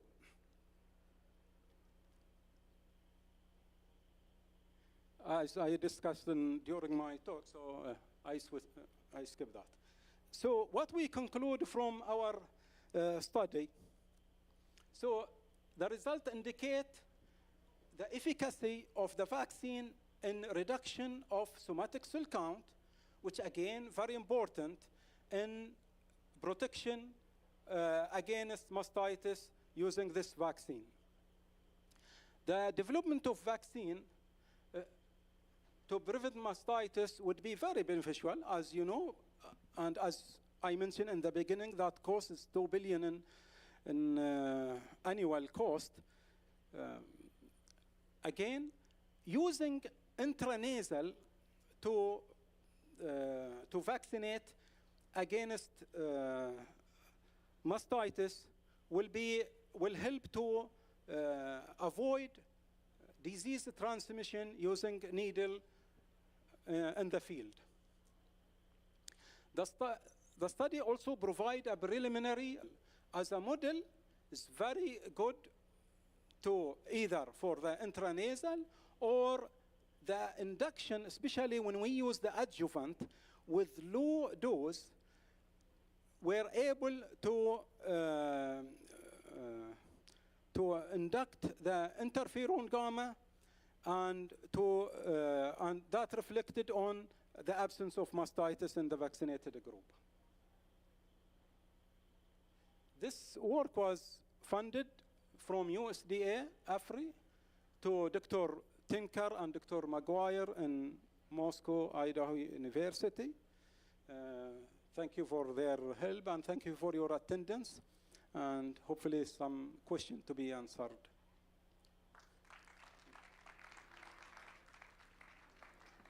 Thank you, Dr. Hussein, for all this valuable information. Any questions from the audience?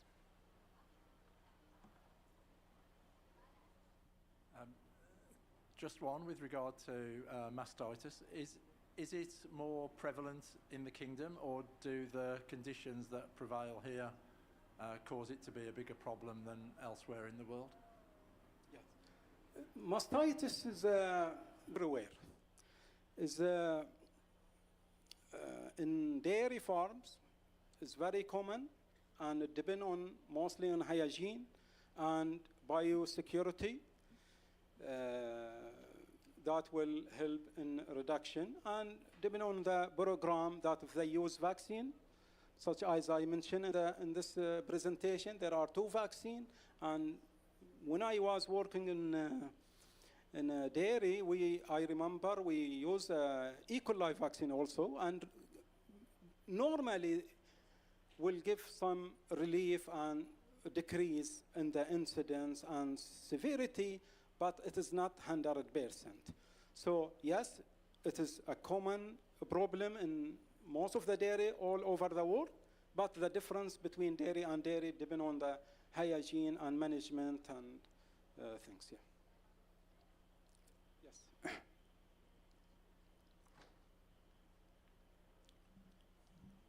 Thank you very much for the presentation. I'm mostly interested in the current treatment to prevent this kind of diseases is as the vaccine has not been fully developed. That is what I understand. Is still antibiotics adding to the feeding of the cow. Is that correct? Yeah.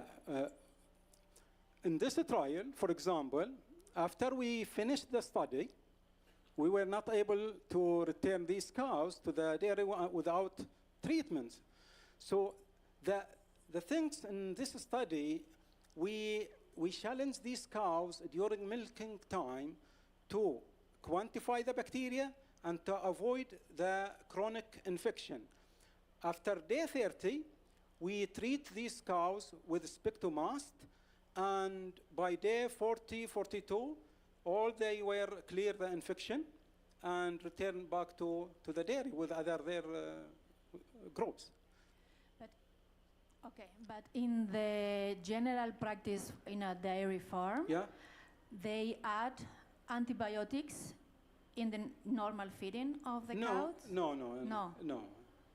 Up to my knowledge, no. But this is very costly, and there is no need to add antibiotics in their feed unless some trial or but. I'm referring to this because I know it's a big problem all over the world, mostly US, and I mean we know how the bad practices in some of the farming industries is excessive use of antibiotics. So is that in the kingdom, is there a specific regulation forbidding the use of antibiotics? There is everywhere there is a regulation. Okay. And everywhere some people will break those rules. Okay? And if there is any antibiotics residual in milk or in meat, that will come from breaking the rule.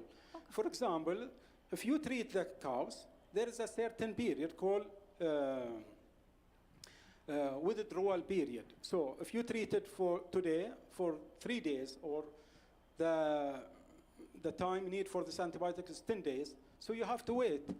But some people, okay, depending on their mentality or for business, or they are looking for economically aspect, so they are hurry to return that cow to the milking area and will shed this antibiotic in milk, and even though it will be diluted in milk, but it will be harmful. It will be harmful. So the breaking rule everywhere. Okay. Yeah. Thank you very much. Yeah, thank you. Thank you. Any question, Hussein?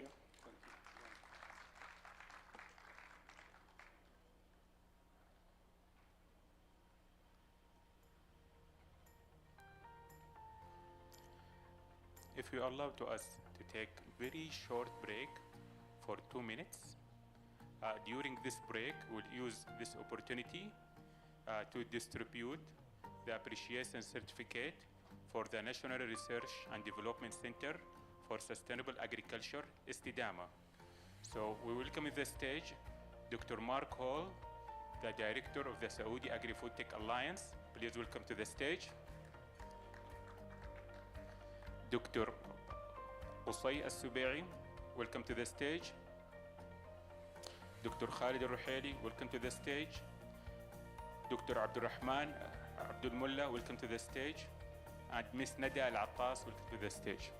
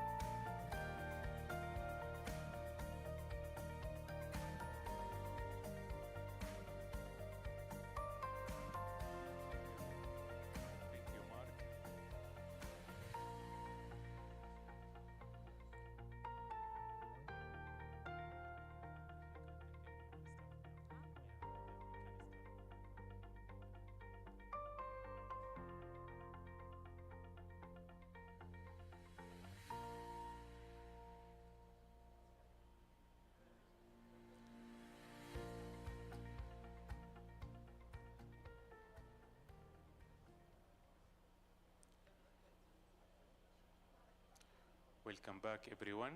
So we'll start our presentations again right now. So next, we delve into vector-borne disease. Dr. Yusuf Al-Duradri Al-Amin from Wiqa Center will present finding on the absence of Zika virus and other flavor viruses among mosquito vectors during and after the Hajj mass gathering. Dr. Yusuf, welcome to the stage.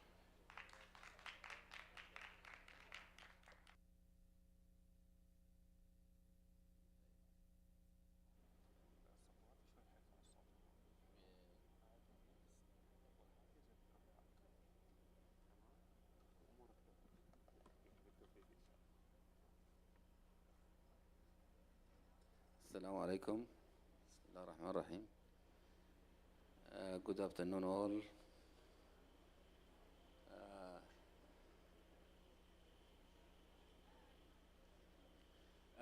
Presentation, the title of presentation.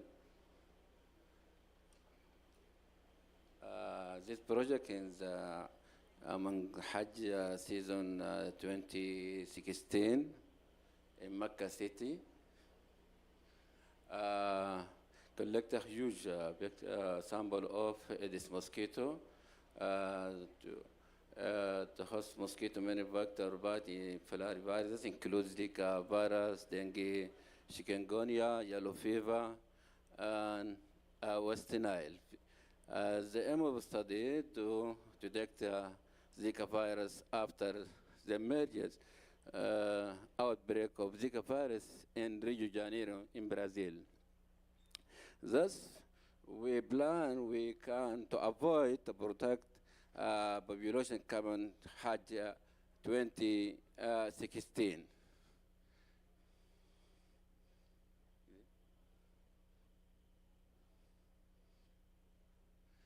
For the virus gene positive, we know positive sense RNA virus. Most viruses include Zika virus, dengue, yellow fever, West Nile virus. This is a group of virus group. The target of study, we know, to detect the virus in mosquito, especially the Aedes aegypti, the principal vector of Zika virus. Saudi Arabia, the host mosquito vector virus for the virus include after the outbreak of Zika in Rio de Janeiro in Brazil. This project we aim study to detect the Zika virus and other flavivirus group.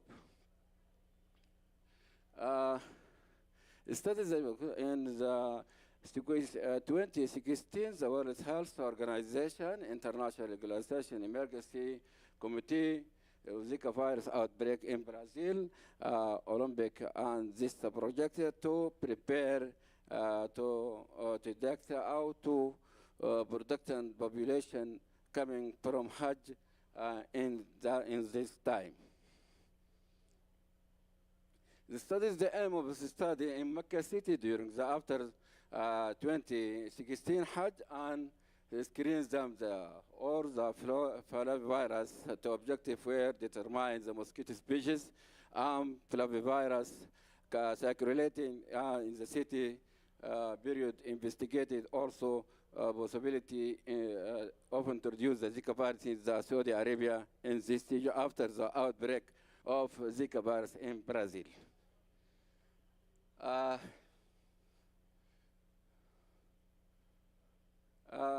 Background of Zika virus vector mosquito-borne virus. This disease caused by Aedes mosquito. Primary vector is Aedes aegypti. Also Aedes albopictus. Some study also in different countries from Senegal and Nigeria also detection the virus in Aedes aegypti, but we need more study to other Aedes mosquito to detect the virus. This is a map of the history of Zika virus. In Uganda, 1940, 47, the first record of outbreak of Zika virus in Uganda. Also, beside yellow fever. The first human Zika virus also in Nigeria, 1954. So the distribution of Zika virus in different countries from 1955 to 1981, Africa and Asia. In Africa, include the different countries such as Central African Republic, also Egypt, Cameroon, and Sierra Leone, Tanzania, also Uganda, as well as also in Asia, include Indonesia, Malaysia, and Thailand, for example, and Vietnam.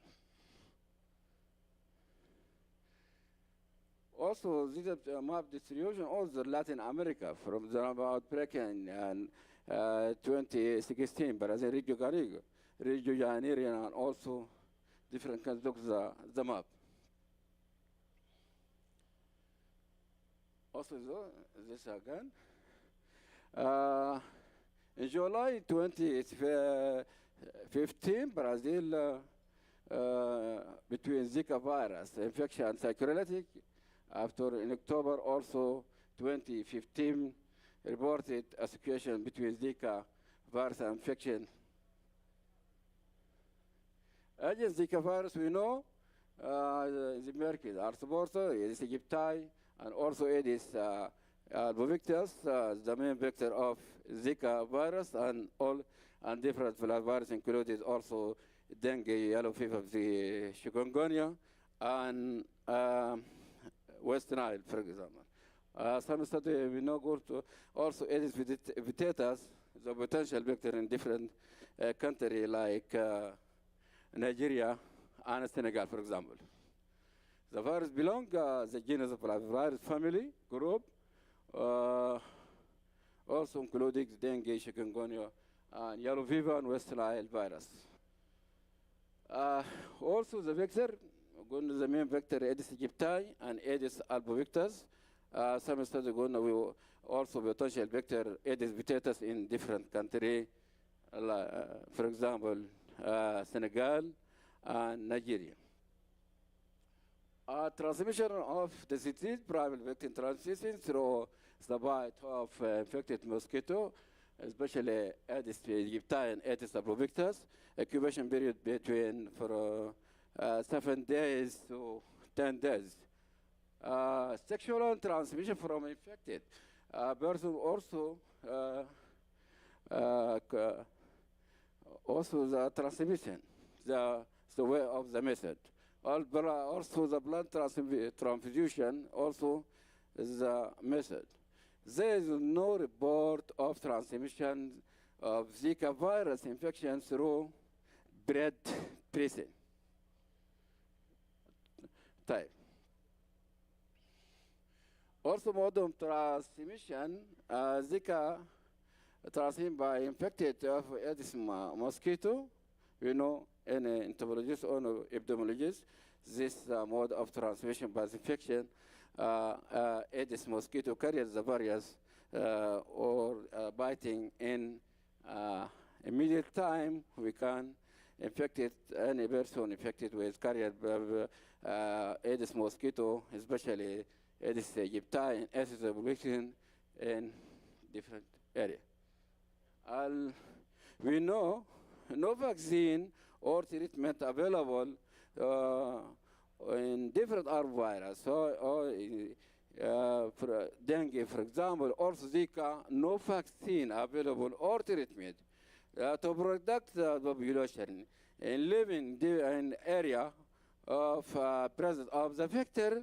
We need to control the vector to avoid the biting of insect in big transmission or outbreak or to any area coming from endemic area for Zika virus.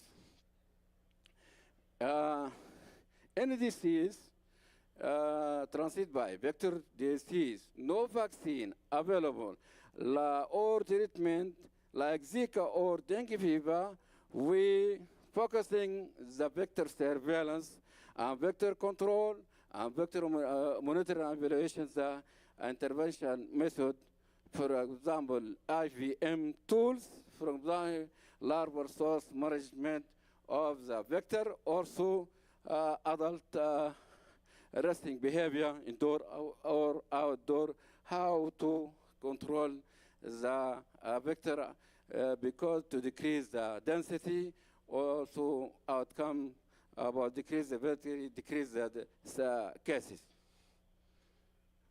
type. The most to go through Aedes larval aquatic stage, larval control, biological control, chemical control, that's a safe or cost-effective.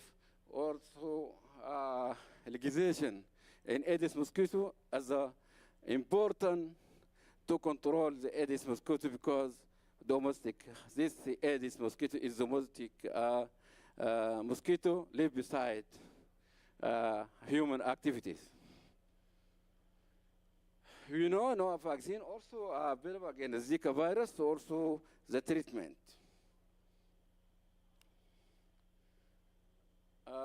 Also, repeat the map study.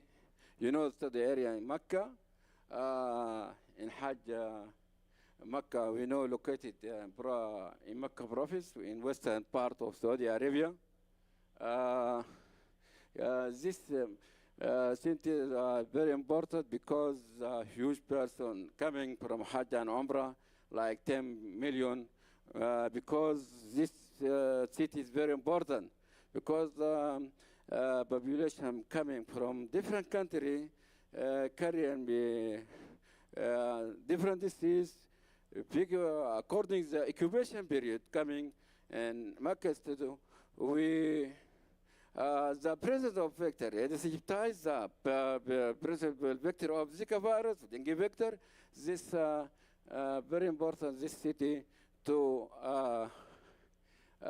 control of Aedes mosquito to avoid transmission of arbovirus disease, including dengue and Zika, for example.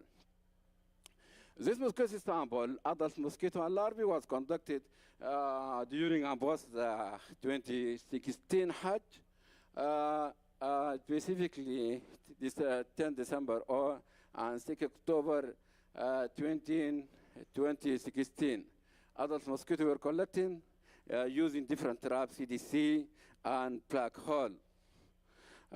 Also, nucleic acid extraction of mosquito the sample was extracted from the pool of mosquito in nucleic acid kits. Briefly, in each of the pool mosquito to be tested, mix it together with different volume to detect the virus later. Virus detection, identify mosquito pool homogeneous. We know the virus extraction the RNA, not DNA, to detect the virus. Pool mosquito extraction in University Lab King Abdulaziz lab collaboration between Ministry of Health at this time to detect this mosquito collecting above 8,000 female mosquito Aedes aegypti to detect lag virus is a target. This project. Confirm of that mosquito were also infected by mosquito virus and also introduced board the ethical committee by King Fahad Medical City ethical before starting the. The result study of the collecting 8,878 mosquito and 602 larvae after rearing larvae to adult to detect, we know, transfer variant. Also target the project, this also adult and larvae for the virus. Also the total 9,412 female Aedes mosquito, include 7,650 of sample Aedes aegypti. Also 749 where collect Culex species include Quinque fasciatus. I think that. Also, Anopheles density very low, 13, I think, Anopheles species as a species. But there is a pool of homogeneous, a total of 493 nucleic acid was extraction, 200 also were positive BAM flavivirus. What we know, no secreted Zika in this study. We know like in BAM included dengue, chikungunya, for example. What we need specifically to extraction sequences to positive of the group flavivirus. Also identification of the flavivirus, 20 from 269, 272 region, RNA polymerase change reactions resulting in the identification of 55 flavivirus species and 325 species. Confirmation mosquito were infected by mosquito flavivirus. To compare also the mosquito, our pools were infected by mosquito flavivirus, all of 244 to 42 BAM flavivirus positive. This result suggests that collected pool mosquito in our study were probably carrying the candidate novel mosquito specific flavivirus include dengue, for example, and chikungunya. Discussion of this study, we conducted this screening the mosquito in Mecca City during Hajj 2016. Also, Aedes aegypti as the most dominant species in this study.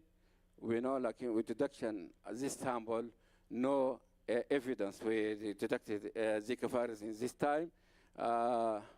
Also, like we positive one flavivirus is of Aedes aegypti, include dengue, chikungunya, yellow fever, mosquito-borne disease significant, and several diseases include dengue, West Nile fever, also Rift Valley in chikungunya, addition West Nile virus isolated from mosquito in country. Outbreak of Zika virus in 2016 and decline sustained through 2017 and 2018 in American region, include Brazil country. This include mosquito borne virus, dengue, serotype, different serotypes, 1, 2, 3, 4, also yellow fever, West Nile, and Japanese encephalitis virus. These results are not current. A study of Spain collected 72 as the same result, 72, 1,895 female mosquito between 2001 and 2005. Screening the result about 4,722 bulls, positive for arbovirus RNA, similarly my study area in Mecca City. These include vector and disease surveillance, community-based education. Also, this is the best to aware cabagene as well as vector control program that include widespread insecticide brings the tool of integrated vector management.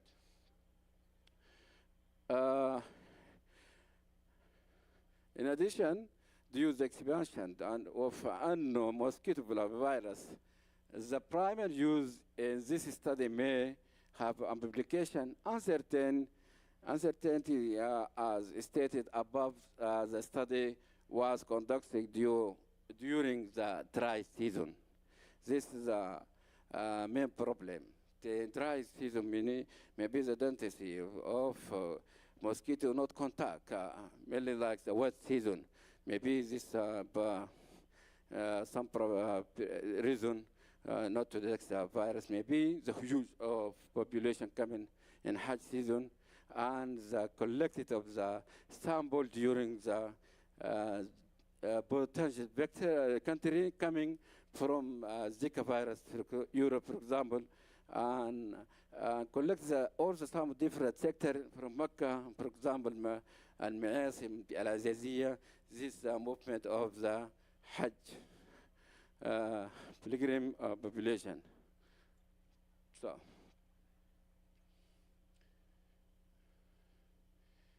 conclusion of this study, this in Saudi Arabia contain many of the world mosquito vector and parasitic arboreal disease, the site of the Hajj mass gathering as well. This risk of exploitation, the globalization vector-borne disease, including the American Zika virus in this time. There was international concern regarding the introduction of Zika virus in the city Mecca during the Hajj season in 2016. Milligram mosquito, adult and larvae collected from different sectors in Mecca city. From the side in Mecca city during the post-Hajj 2016, and identify key species, morphological key, and then preserve the sample in pool and before the process to detect the virus in the lab. Mosquitoes were pools according to the date of the collection time, location, species, bomb larvae species pay enable identification in this study. Also between this time of project between September, 10 September and 10 October 2016, this sample study collected the Aedes mosquitoes in different sides of Mecca city. We know 881 over 80.6 of Culex and 0.1 of Anopheles species. Look at the most dominant of this mosquito, Aedes mosquito, the breast reduction of, we detected this virus carrier, vulnerable virus including Zika, but were infected novel specific flavivirus. We found no pathogen flavivirus occurred in Mecca in Zika Hajj in the time. Some of these studies carry the flavivirus among mosquito collected Mecca during the Hajj 2016. The Zika virus endemic in different countries. No known flavivirus were detected including Zika virus in study area. A strategic vision 2013, strategic plan to collaboration, multi-level vector disease, prevention and control are required in Kingdom Saudi Arabia. This includes we need very important to support and progress the program to control the Aedes mosquito, for example, because this Aedes mosquito virus is branded different state of Saudi Arabia. Just in 1994 is the first record of dengue fever in Jeddah. Thus, it spread in all region the presence of the Aedes mosquito, Aedes aegypti, in all states except northern border region and, for example, Hafr al-Bati. Thank you. So a question. Thank you, Dr. Yusuf. Any questions? Thank you. Just a quick question. What is the current situation in 2024? Do we see Zika virus in Mecca following Hajj, or is the situation still as recorded in 2016? 2024, the situation is very good. No any record Zika virus or no any study available now to detect as like this study in Makkah City.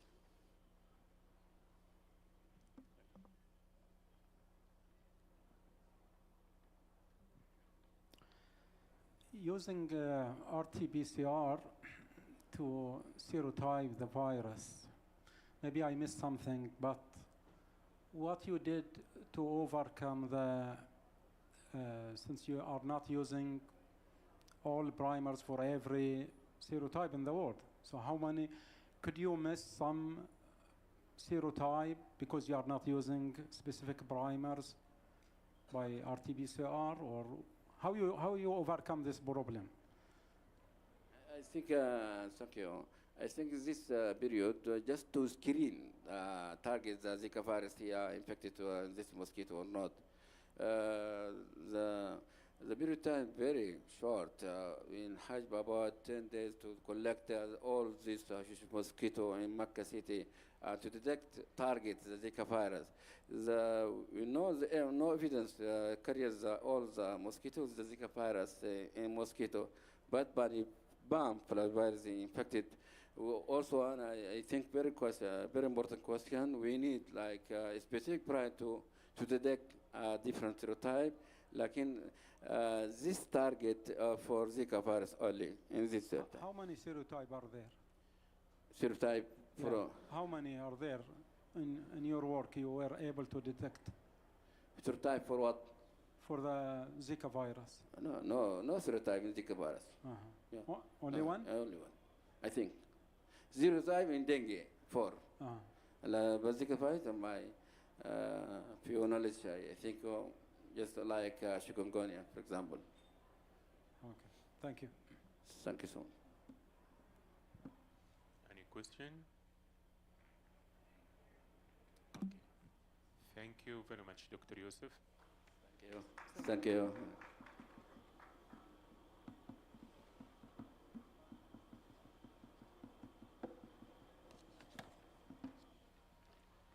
So our final session for today, with an exciting topic, explores the potential of fog harvesting in Saudi Arabia.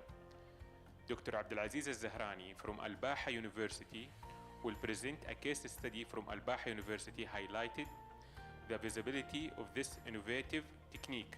Dr. Abdulaziz, welcome to the stage.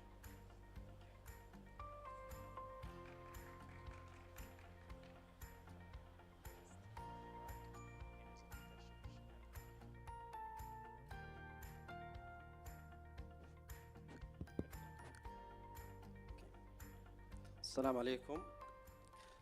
Good afternoon, everyone. Thank you for being here today. I will be presenting today our research project, which is feasibility study of fog harvesting implementation in Saudi Arabia, case study in Al-Baha. So the outline for today is going to be briefly talking about what the research area is. Then I will talk about what is the key message of the literature review, and the last thing will be result and recommendations. Introduction and research area. So I will start it with this statistical report from the Ministry of Environmental, Water and Agriculture in 2023. They talk about the main resource, water resource in Saudi Arabia. We will start it with groundwater, 27%, and then desalinated water, 65%, and the water and surface water is 8%, and less than 1% is treated wastewater and usually using for the irrigation for park and roads. So Saudi Arabia is located in arid region, so it is have a different challenge, and here is the main key challenge: limited of the fresh water resource and high water demand in all region of Saudi Arabia, and also the recent research notes that the groundwater was depletion, especially in non-renewable groundwater, and the last one is going to be the poor water quality that need high cost to treat the water. Now I will move to the Al-Baha city, and here we will know what is the water resource there.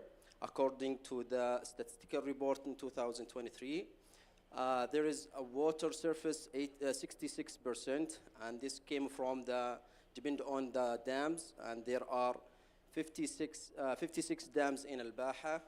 Not all these dams going to be the water supplied, but using for the water supply in the many regions in Al-Baha. 1% is going to be groundwater, and it is usually renewable groundwater. It's called shallow aquifer. And the last one, from 2016, Al-Baha started to get the desalinated water from Al-Taif. And last year, it's 33% of the water supply in Al-Baha has come from desalinated water. So as you see here, the main surface water resource in Al-Baha is surface water. So we would like to enhance the water surface in Al-Baha using different technology. We will start it with desalinated water, which is a process to converting the seawater to be fresh water. So as you know, Saudi Arabia is a pioneer in this field globally, and there are 32 stations in the coast, east and west. So also Al-Baha started to get from this desalinated, but it's high cost from zero of sea level to 2,000 meter above the sea level.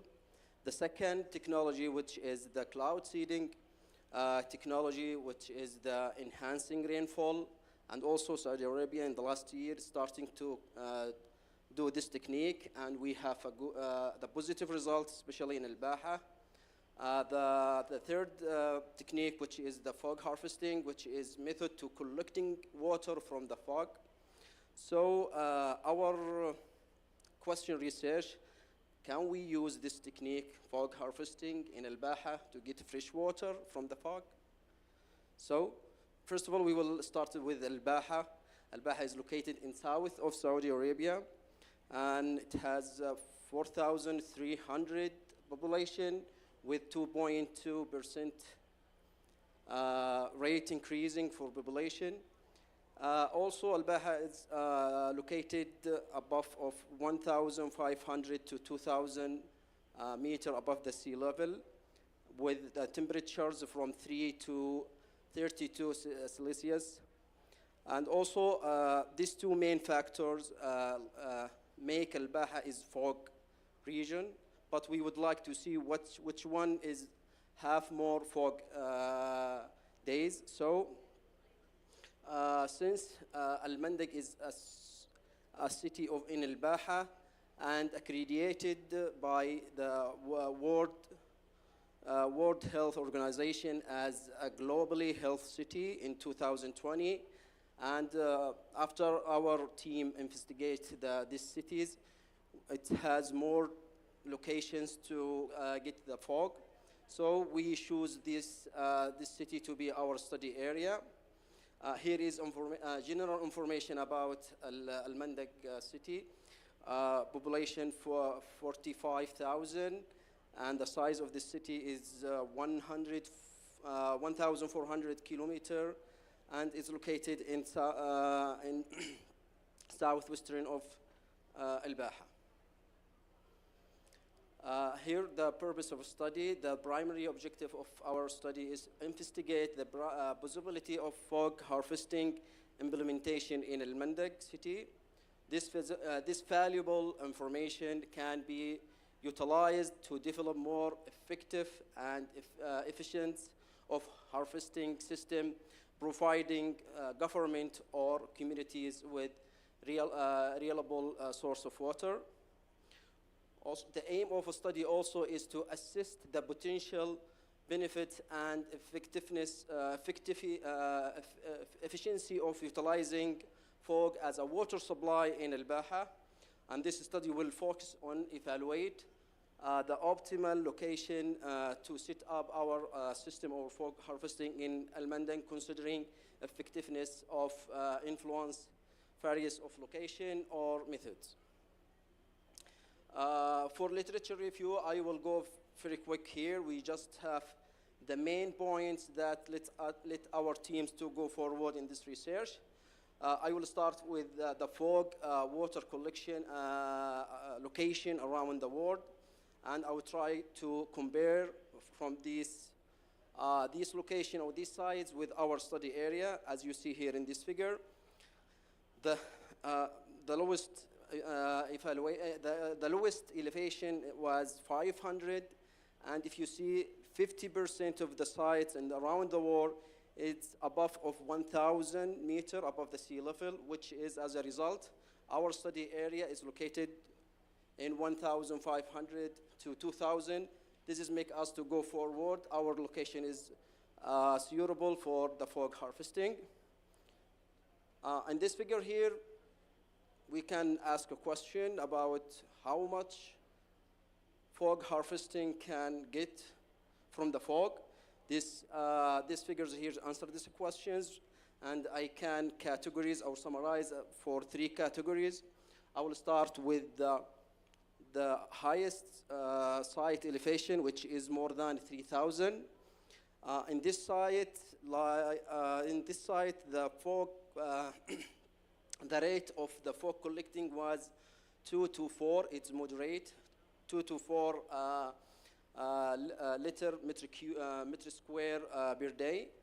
And the second category, which is the moderate elevation site, which is approximately above 1,000 to 2,000. And this site extremely has the highest rate of the fog harvesting, which is between 10 to 12 liter per meter square per day. As a result, our study area is located as same as this site, from 1,500 to 2,000. So the last category, which is lower than 500 meter, still achieve the suitable water collecting from the fog. It's 2 to 4 liter per meter square per day. Now let's go in deep and let's see what's the proportion of the global fog water usage. As you see here in this figure, domestic water supply 60%, 30% for research, and 10% directly go to irrigations. Here in the methodology, I will focus in scientific consideration about the fog formation and its impact. So the water cycle here, as you see in the figure, is continuous process that involves the movement of the water between the Earth's surface and the atmosphere. It consists various of process like evaporation, condensation, and precipitation and runoff. I think there is a video here, if I can. I don't know if it's working.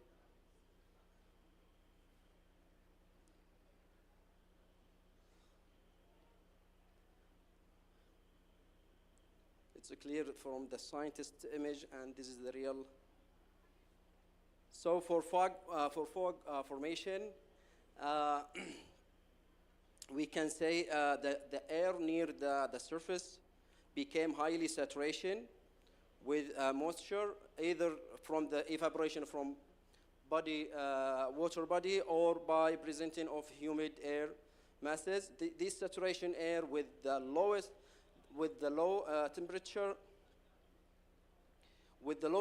will have we're starting to get foggy atmosphere.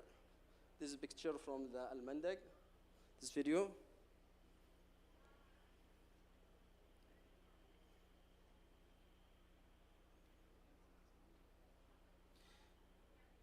Here I will talk about the fog impact factors from the meteorological condition, and there are three main factors, which is temperature, wind, and humidity.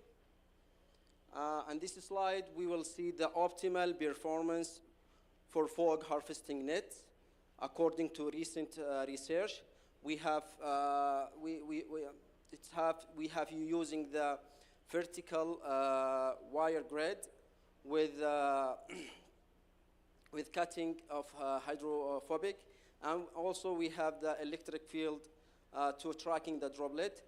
All this combination of the approach will improve fog harvesting to get to improving by 60 times of the traditional mesh methods.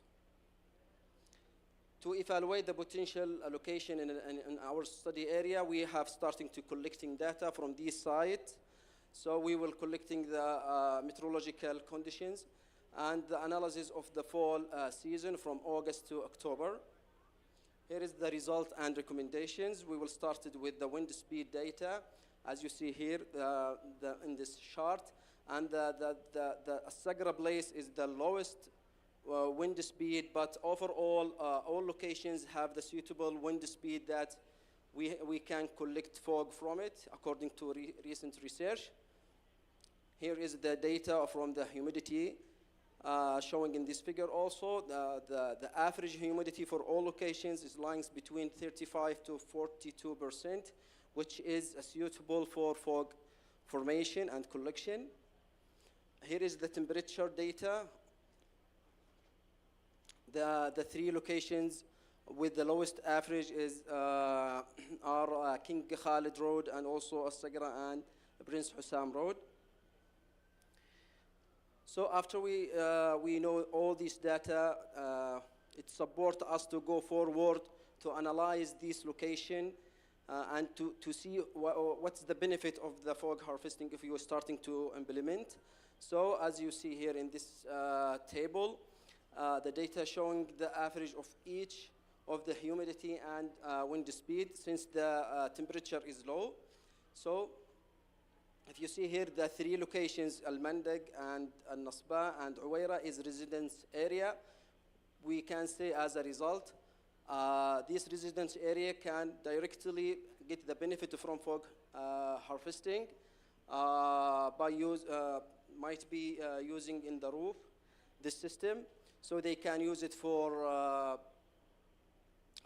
irrigation, can use it for the daily using, for washing and for cleaning also.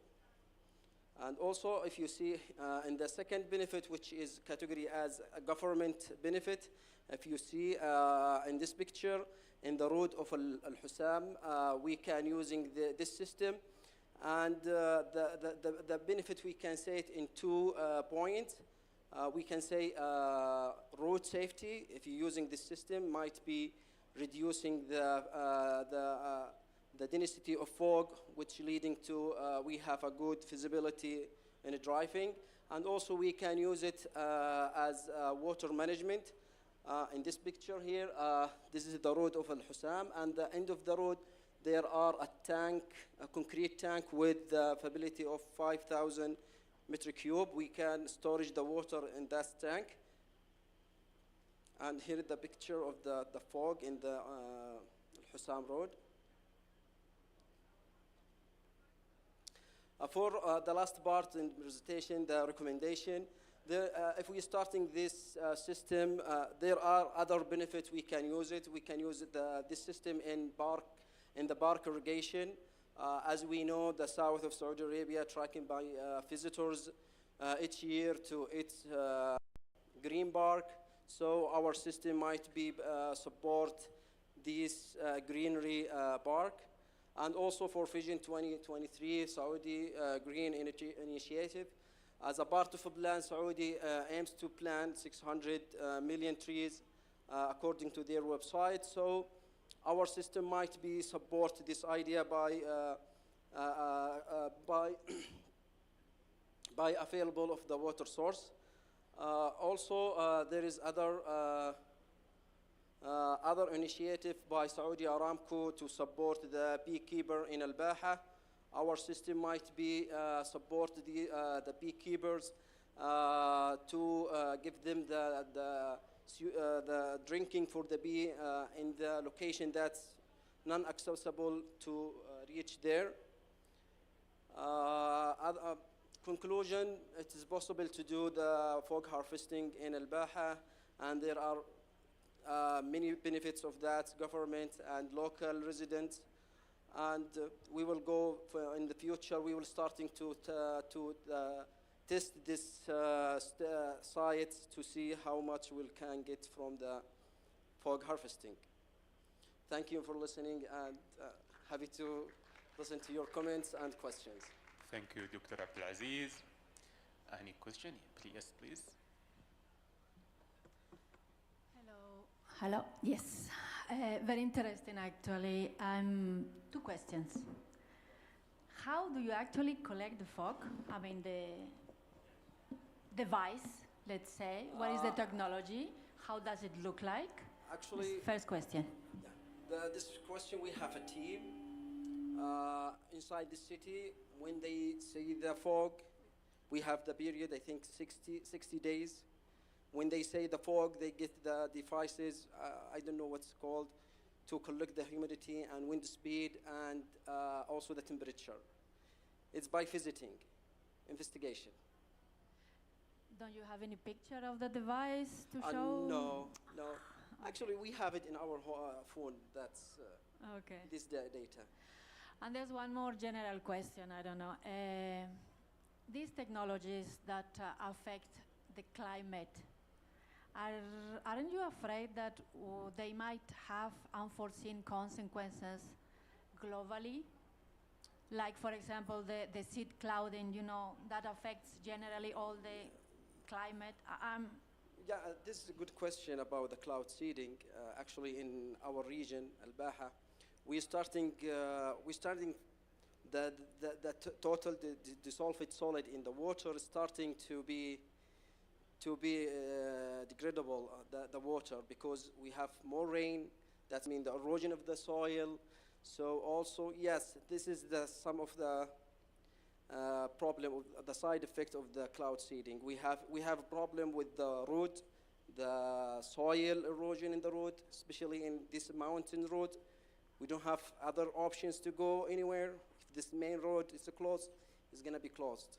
All the city is going to be shut down because we are in the mountain and the road, the network of the roads is not like in Jeddah and Riyadh. And I just wanted to know if there are other areas in the kingdom that this technology could be applied to. Yes. All the south of Saudi Arabia, because it's same meteorological conditions. I think there's a question there.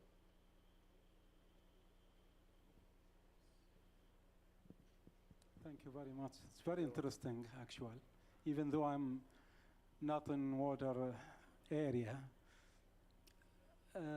but I think I read the title feasibility study, so I was expect to give me some estimation that transferring of this technology or the product of the technology from the video you show us, that the area where there's intensive fog around mountain, then to transfer it to the city using, that will be at the government level, definitely will not be for...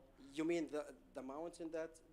Yeah, if you... That the water cycle, it's not in our area. This is the show you, this is the scientist picture for water cycle, and this is the real life, how the warm water, the warm wind go up to the mountain and created the fog and will be, and the cloud. But the project, if it's developed, you will carry this water product to the area. to the town, so you can use No. it for irrigation No. or for. Yeah, the first investigation, we look these locations. We visit there many times before starting to data collection. We find all the, especially in this time from August to October, it's before the winter. We know in the winter in Al-Baha it's going to be extremely foggy, but we're trying to find before the winter season. So when we visit an investigation that site, we find these 6 sites is the most foggy times there. Okay. Yeah. Then when you harvest the fog. Yes. Okay. And you transfer Yeah. it to water. This is how you will transfer it to This the is two things. town. Two things. If you see the table, the residence area has highest potential for fog harvesting, which means they can use it in the top of the roof, and they directly to the storage in their home. This first thing. Second thing, that when we analyze this one, we find all the roads in the city has, like Prince Hussam and King Khalid. When we visit there and it just might be yes, might be no. If we put our system here, we have two things. Number one, might be safety for road, might be reduce the density of fog. That means we will reduce the accident. Number two, we can use it like Al-Hussam Road, the end of the road, there is a tank, the public tank, government tank. We can piping all this system to and connecting to this tank. They can use it for municipal supply, like park, like the irrigation in the park and on the roads too. Any similar technology, we can use it in a humid area like in Dammam. This is good question. They're at home, not at the level of Yes, I think we think about this, but because I'm living in Al-Baha, I saw the fog a lot, so I get this idea, research it. These techniques existed in the world. As we say, 60% of these techniques using for domestic supply, 30% for study. So this is a good question about the humidity in the coast cities. Can we use not fog now, humidity to harvest the water? Might be using like any technology in maybe membrane. I don't know. I'm starting to look for that. I think there is a membrane to using to collect the water from the humidity. But right now I didn't find one. I researched about it. No one talk about that.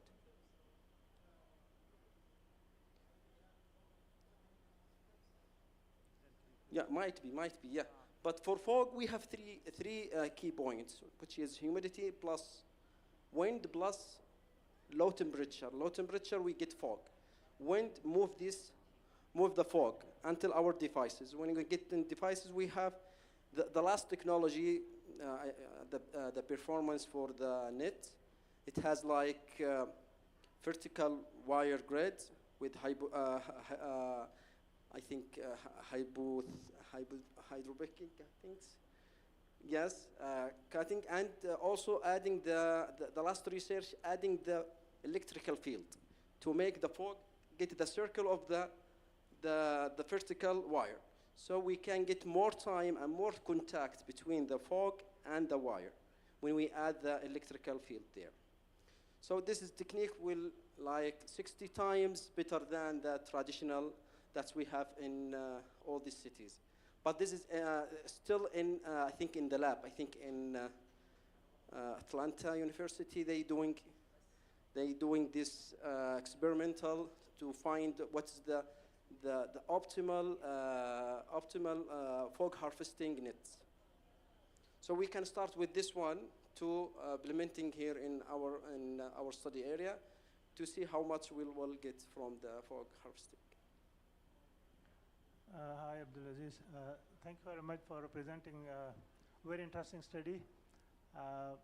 as brother said, I was expecting some result, but it's okay, it's early stages, the project is in early stages. My question is, have you done any literature review on the cost effectiveness of this study? How cost effective it is as compared to the desalinization and other sources of water? Good question, yeah. We just researched about that, I think in China, they started with, I think, the recent one in Eritrea, I think they have 900, it's called large fog collection, which is 10, I think 4 by 10. For 1 kilometer, it's cost, I think, $37,000. But after that, like tank, but we are trying to attract where we have the tank, the public tank. We can implement in there to have lowest cost. But this is about the net or the system. If we have like 1 kilometer with 4 by 10, it's called large scale collection. It's going to be $40,000. Assalamu alaikum. Salam. I have done the flying river, which is the fog, already in Namas and Al-Baha. It's already been done, and it's very effective. Yes. Also, you can use it by the sea, can collect humidity from. And the best technology is with Chile.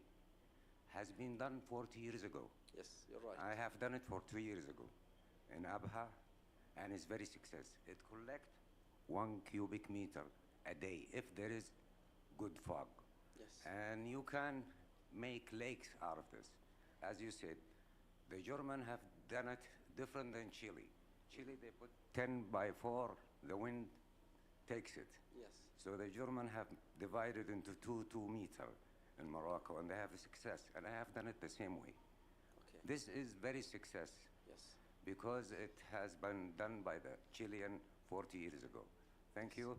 And I have done it in Baha, and if you want to see the result, I got it all. Thank you very much. Okay. And also there is a good experience in, I think, Morocco. They have a good experience about the fog harvesting. I have done it. You have done it? Yes, it's already done. MashaAllah. Yes. Okay. Thank you, Dr. Abdulaziz, for all this information and this exciting topic. Thank you.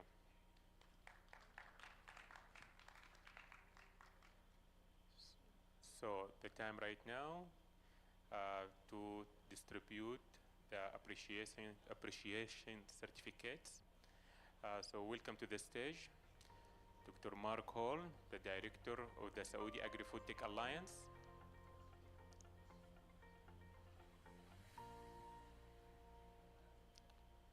And let's welcome our speakers today. Giovanni Angelini, please welcome to the stage.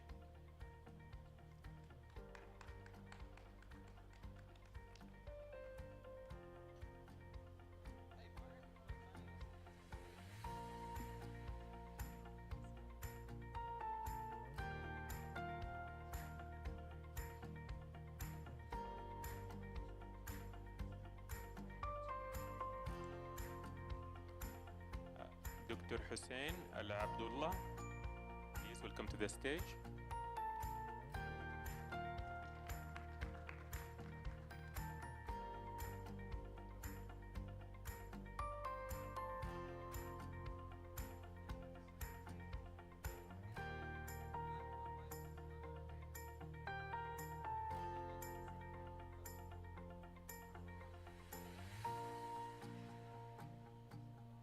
Dr. Yusuf Al-Amin, welcome to the stage.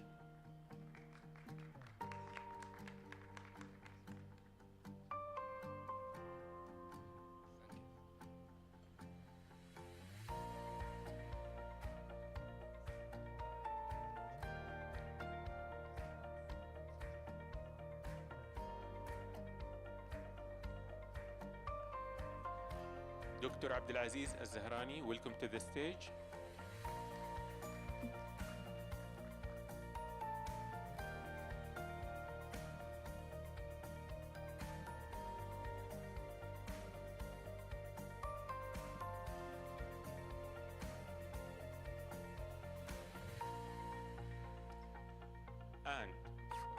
special gift for the best presentation for today goes to Giovanni Angiolini. Please welcome to the stage.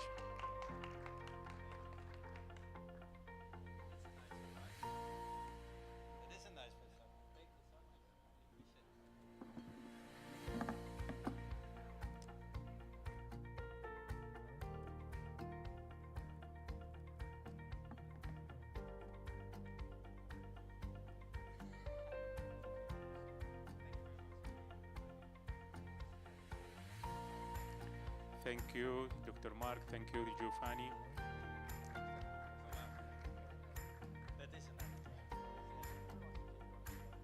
As we conclude the final day of the Sustainability Innovation Week Symposium, I want to extend a heartfelt thank you to all our speakers, participants, and organizers.